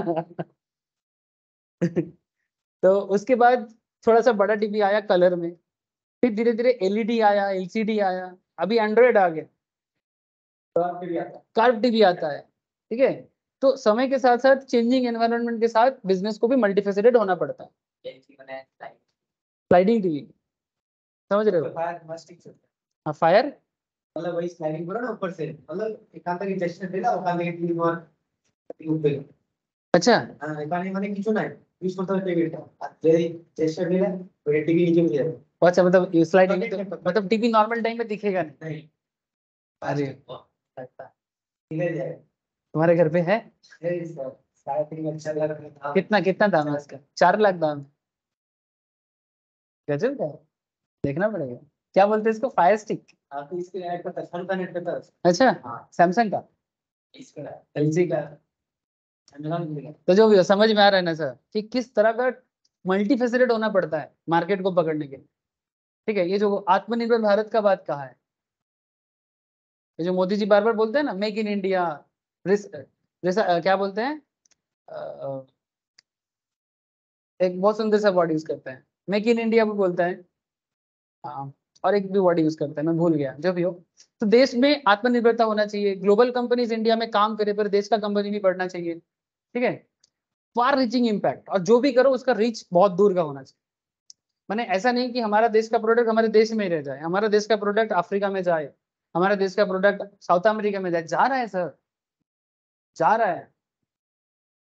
और जब लोगों को पता लगेगा ना, ऐसे लोग ना भी इंडियंस को बहुत पसंद कर रहा है, चाहे वो लीडरशिप का इशू हो या फिर इंडियन टैलेंट। आप बिलीव नहीं करोगे, chartered accountant, doctor and engineer, इन तीनों फील्ड में दुनिया में इंडिया का नाम इतना ज्यादा है, आप बिलीव नहीं करोगे।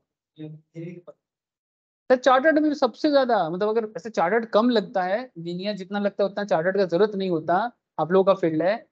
लेकिन तुम ऑस्ट्रेलिया जाओ, तुम इंग्लैंड जाओ, अगर तुम कहीं पर भी खड़े हो जाओगे ना, अगर तुमको पूछेगा कि from which country you are from, ठीक है, अगर तुम बोलोगे आई एम फ्रॉम इंडिया, तो वो लोग सबसे पहले बोलेगा you are from India, Indians are very good chartered accountant, Indians are very good doctor, Indians are very good engineer, पहले ही ऐसा ही वर्ड यूज करता है। तो हमारे लोग यहाँ से जाके दुबई में जाओ, तुमको दिखेगा इंडियन चार्टर्ड अकाउंटेंट भरा पड़ा है, इंग्लैंड में तो है ही। इसका मतलब क्या है? इसका मतलब कि हमारा जो नॉलेज है वो फार रिच इम्पैक्ट दे रहा है। नासा में, नासा का साइंटिस्ट में तुम देखो ऑलमोस्ट 30% के आसपास साइंटिस्ट इंडियंस है। और ऊपर से और एक प्राउड करने वाला बात है, as a Bengali, Bengali scientist का संख्या बहुत है नासा। सीरियसली जो है वो तो बोलना पड़ेगा, बुराई बहुत करता हूँ, अच्छाई भी तो करना चाहिए। So what is the point sir? Point ये है कि फार रीचिंग इम्पैक्ट, जो भी करो उसका एक दूर तक का सोच होना चाहिए। और एक इसका दूसरा भी मॉडल हो सकता है, जैसे एक बिजनेसमैन एक पर्टिकुलर बिजनेस, नॉर्मली हम लोगों का क्या है, मानो कि हम लोग ग्रोसरी स्टोर खोले, एक सिंपल सा, जब कोई किसी का बेटा कुछ नहीं कर पाता तो उसका पापा उसको बोलते हैं चलो घर पे एक दुकान लगा देते हैं, ग्रोसरी स्टोर, ठीक है। तो बच्चा ना मुंह छोटा करके बैठ जाता है कि मेरा बाबा मेरे को ग्रोसरी स्टोर खोल के दिया, बंगाली में बोलते हैं मुदी खानार दुकान, ठीक है। ये वर्ड सुनते ही बच्चा का मुंह और झुल गया, हाँ कुछ नहीं कर पाया, मुदी खानार दुकान खुले बसे, मेरा तो किस्मत ही खराब है। हाँ, कौन सा मोबाइल का दुकान खोल देता। अरे भाई फ्लिपकार्ट को देखो, वैसे बिग बास्केट को देखो, वो मुदी खाना ही तो बेचता है। तो तुम ऐसा क्यों नहीं सोच पाए? Try to understand. तुमको तुम्हारा पापा मुदी खाना दे दिया ना, अब तुमको बस डिलीवरी के लिए सोचना था। तो तुम भी सोचते तो फिर कल आके बिग बास्केट बोलता दादा हमारे साथ काम करो, या फिर तुम ही बिग बास्केट को घुसने नहीं देता। लेकिन तुम ऐसा सोचोगे नहीं, क्योंकि तुम्हारे दिमाग में मुदी खाना भरा हुआ है और बड़े बिजनेसमैन के दिमाग में बिजनेस भरा हुआ है। That is the difference. इसीलिए वो लोग राज करता है और हम लोग वहीं पर वहीं रह जाते हैं। कोई नमक का बिजनेस करता है, जैसे आप देखो टाटा सब चीज का बिजनेस करता है, टाटा नमक भी मिलता है, टाटा स्टील भी मिलता है, टाटा मोटर कार भी मिलता है। तो टाटा क्या बोलेगा, हम नमक बेचता है। आम आदमी को बोलो किसर व्यवसाय करो, नूनेर व्यवसाय करो। नून बोलते ही दिल में ना एकदम छाती जैसे सूख जाएगा। हाँ नूनेर व्यवसाय, ओ टाटा भी चलाता है, टाटा नून भी बेचता है, टाटा तनिष्क भी बेचता है, हीरा सोना दोनों बेचता है, घड़ी भी इसका। टाटा घड़ी भी बेचता है, फास्ट ट्रैक, टाइटन, सोनाटा, सब टाटा का ब्रांड है। तो ट्राई टू अंडरस्टैंड, इसको बोलते हैं फार रीचिंग इम्पैक्ट, कि मैं अपने आप को फैलाऊंगा। ऐसा नहीं कि मेरा पापा मेरे को मुदी खाना दे दिया तो फिर मैं आगे कुछ सोच नहीं सकता। ये तुम्हारा प्रॉब्लम है। तुम अगर जिसका सोच है डब्बा है ना, मैं खुद को भी बोल रहा हूँ, ठीक है, अगर मेरा सोच डब्बा है ना, तो डब्बा सोच में रहूंगा तो डब्बा ही बन के रहूंगा। लेकिन मेरा सोच अगर बड़ा है तो मैं एक ना एक दिन वो चीज में पहुंच पाऊं। शायद उसमें 1 साल लगे, 2 साल लगे, मे बी 10 साल लगे, पर ट्राई तो करो। लेकिन हमारे प्रॉब्लम क्या है ना, जो हमारे पास होता है वो हमें दिखता नहीं है, जो नहीं होता वो चाहिए। कल तुम्हारे आंखों के सामने से फ्लिपकार्ट का डिलीवरी बॉय घुसेगा तुम्हारे सामने, देखा सब बड़ा बड़ा कंपनी ले लिया। कम्युनिस्ट लोग ऐसे चिल्लाते हैं जानते हो, कम्युनिस्ट लोग मैंने जो लोग सो कॉल्ड कोलकाता के जो सीपीएम का जो पुराना सोच है ना, they are very active social activist. लोगों के पास में जाते हैं, सीरियसली जो किया वो मैं बोलूंगा, लेकिन इनका सोच ना बड़ा डब्बा है। क्या प्रॉब्लम है, ये लोग ना बड़ा सा ना पुराने सोच में, कुछ नया इनको सहन नहीं होता। इनको लगता है कि सब बड़ा कंपनी ले लेता है। अरे भाई बड़ा कंपनी के साथ साथ छोटा छोटा कंपनी भी बढ़ रहा है, इतना सारा डिलीवरी बॉय काम कर रहा है, इतना सारा ऐप डेवलपर काम कर रहा है, दिखता नहीं है तुमको। ज्योति बासु द ग्रेट कम्युनिस्ट, पश्चिम बंगाल में लोग बहुत मानते हैं। बट मैं एक छोटा सा बात करता हूँ, जब कंप्यूटर आया पश्चिम बंगाल में, तो अमेरिका चाहा कि इंडिया का जो एजुकेटेड सेक्टर है वहां पर पहले आईटी हब बनाऊंगा। आज आईटी हब बैंगलोर में है, बट पहले आईटी हब कोलकाता के लिए आया था। To be very honest with all of you, क्यों? क्योंकि कोलकाता एजुकेटेड है, ये दुनिया को पता है। जो लोग बाहर से बिजनेस करने आते हैं ना, ये कोई बोका नहीं है। आज भी किसी को पूछो कोलकाता मैंने बंगाली मैंने पढ़ा लिखा बाबू, यही कॉन्सेप्ट दुनिया भारत में भी चलता है। लेकिन आजकल थोड़ा बदल गया है, आजकल बंगाली का मतलब थोड़ा बदल गया है, बंगाली मैंने काम करने वाला हो गया, बाबू और नहीं है। एक समय था 1970 80s तक इवन अप टू 1990s तक बंगाली बाबू बोला जाता था, आजकल नहीं है। क्यों? क्योंकि हम लोग अपने आप को खत्म कर दिए। अब जब ज्योति बासु जब चीफ मिनिस्टर थे, कंप्यूटर एंटर कर रहा है, ज्योति बासु ने बोला कि कंप्यूटर लोगों का जॉब खा लेगा। हाँ, मैंने जॉब खा लेगा इन द सेंस कि लोग जॉबलेस हो जाएगा, अनएम्प्लॉयमेंट बढ़ जाएगा। ठीक है, तो ज्योति बासु ने कंप्यूटर यहाँ पर एंटर नहीं करने दिया, ये सेक्टर 5 नहीं था। उन्होंने बोला कि नहीं, कंप्यूटर वेस्ट बंगाल में नहीं आएगा क्योंकि लोग अनएम्प्लॉयड हो जाएंगे। मैं आपको फैक्ट बता रहा हूँ, घर पे भी माँ बाबा से पूछ लेना। हाँ, अगर दे आर सीपीएम मेंटेलिटी, थोड़ा गुस्सा करेंगे। तो क्योंकि देखो ज्योति बासु बहुत मानते हैं लोग, मैं भी मानता हूँ, उनका जो लीडरशिप क्वालिटी उसका कोई सब्स्टिट्यूट नहीं है। जिस तरह से सीपीएम को बनाया, इसका कोई सब्स्टिट्यूट नहीं है। बट जो गलत है, जो दूरदर्शिता का अभाव है, as a chief minister of any state, आपको सोचना चाहिए कि computer new kind of job create कर सकता है। आप लंदन से लॉ पढ़ के आए हो। मैं किसी के बारे में बिना जाने बात नहीं करता सर, जानूंगा तो बोलूंगा, नहीं जानूंगा तो बोलूंगा पता नहीं। जो बंदा लंदन से बैरिस्टर बन के आया है, उनको पता नहीं है कि किस तरह का जॉब क्रिएशन हो सकता है न्यू मॉडल में। आज बैंगलोर देखो, कहाँ बैंगलोर, कहाँ कोलकाता, आसमान जमीन फर्क हो गया डेवलपमेंट, पैसा से, हर चीज से। जति बस और भी एक गलती किया था, मैं नाम लेके ही बोल रहा हूँ क्योंकि कोई इसमें डरने वाला बात नहीं है। हाँ, तो छोड़ो, उसमें बात नहीं करेंगे। हम लोग जब प्राइमरी स्कूल में पढ़ते थे, मैं 90 का किड्स हूँ ना, तो फिर भी मेरे को इंग्लिश मीडियम स्कूल मिला था। गांव में एक छोटा सा रामकृष्ण मिशन स्कूल था, लेकिन मैक्सिमम लोगों को इंग्लिश मीडियम स्कूल का मौका नहीं मिला था क्योंकि पैसा ज़्यादा लगता है। तो एक प्राइमरी स्कूल में इंग्लिश हटा दिया था, बोला कि इंग्लिश पढ़ के क्या करेगा। ये भी ज्योति बासु की लीडरशिप में ही हुआ था। अब इच्छा करके किया कि बिना इच्छा करके किया, ये तो वक्त का खेल है, सबको समझ में आ गया। एक पूरा जनरेशन को खत्म कर दिया सर। 90s का किड्स, 80s का किड्स खत्म कर दिया, उसका इफेक्ट है अभी। क्योंकि जो लोग 90s का किड्स हैं वो अभी 30s में चल रहे हैं, हम लोग जैसे। और यही तो अभी वर्किंग वर्ल्ड है। अब यही इन लोगों का वर्किंग हालत जो खराब है, यही तो मेन है आज के डेट में। हम लोग जैसे जो एज में है, यही तो मेन वर्किंग लोग हैं। अब इनका जो हालत हुआ है, वही इम्पैक्ट है। तो एक छोटा सा पॉलिटिकल गलती एक जनरेशन टू जनरेशन खत्म कर सकता है, जो भी हो। बट ये सब बिजनेस का अंदर का बात है। जो हुआ है वो तो हुआ है। अब करंट लीडरशिप क्या कर रहा है उस पर भी बहुत कुछ डिपेंड करता है, चाहे सेंट्रल का हो चाहे स्टेट का हो।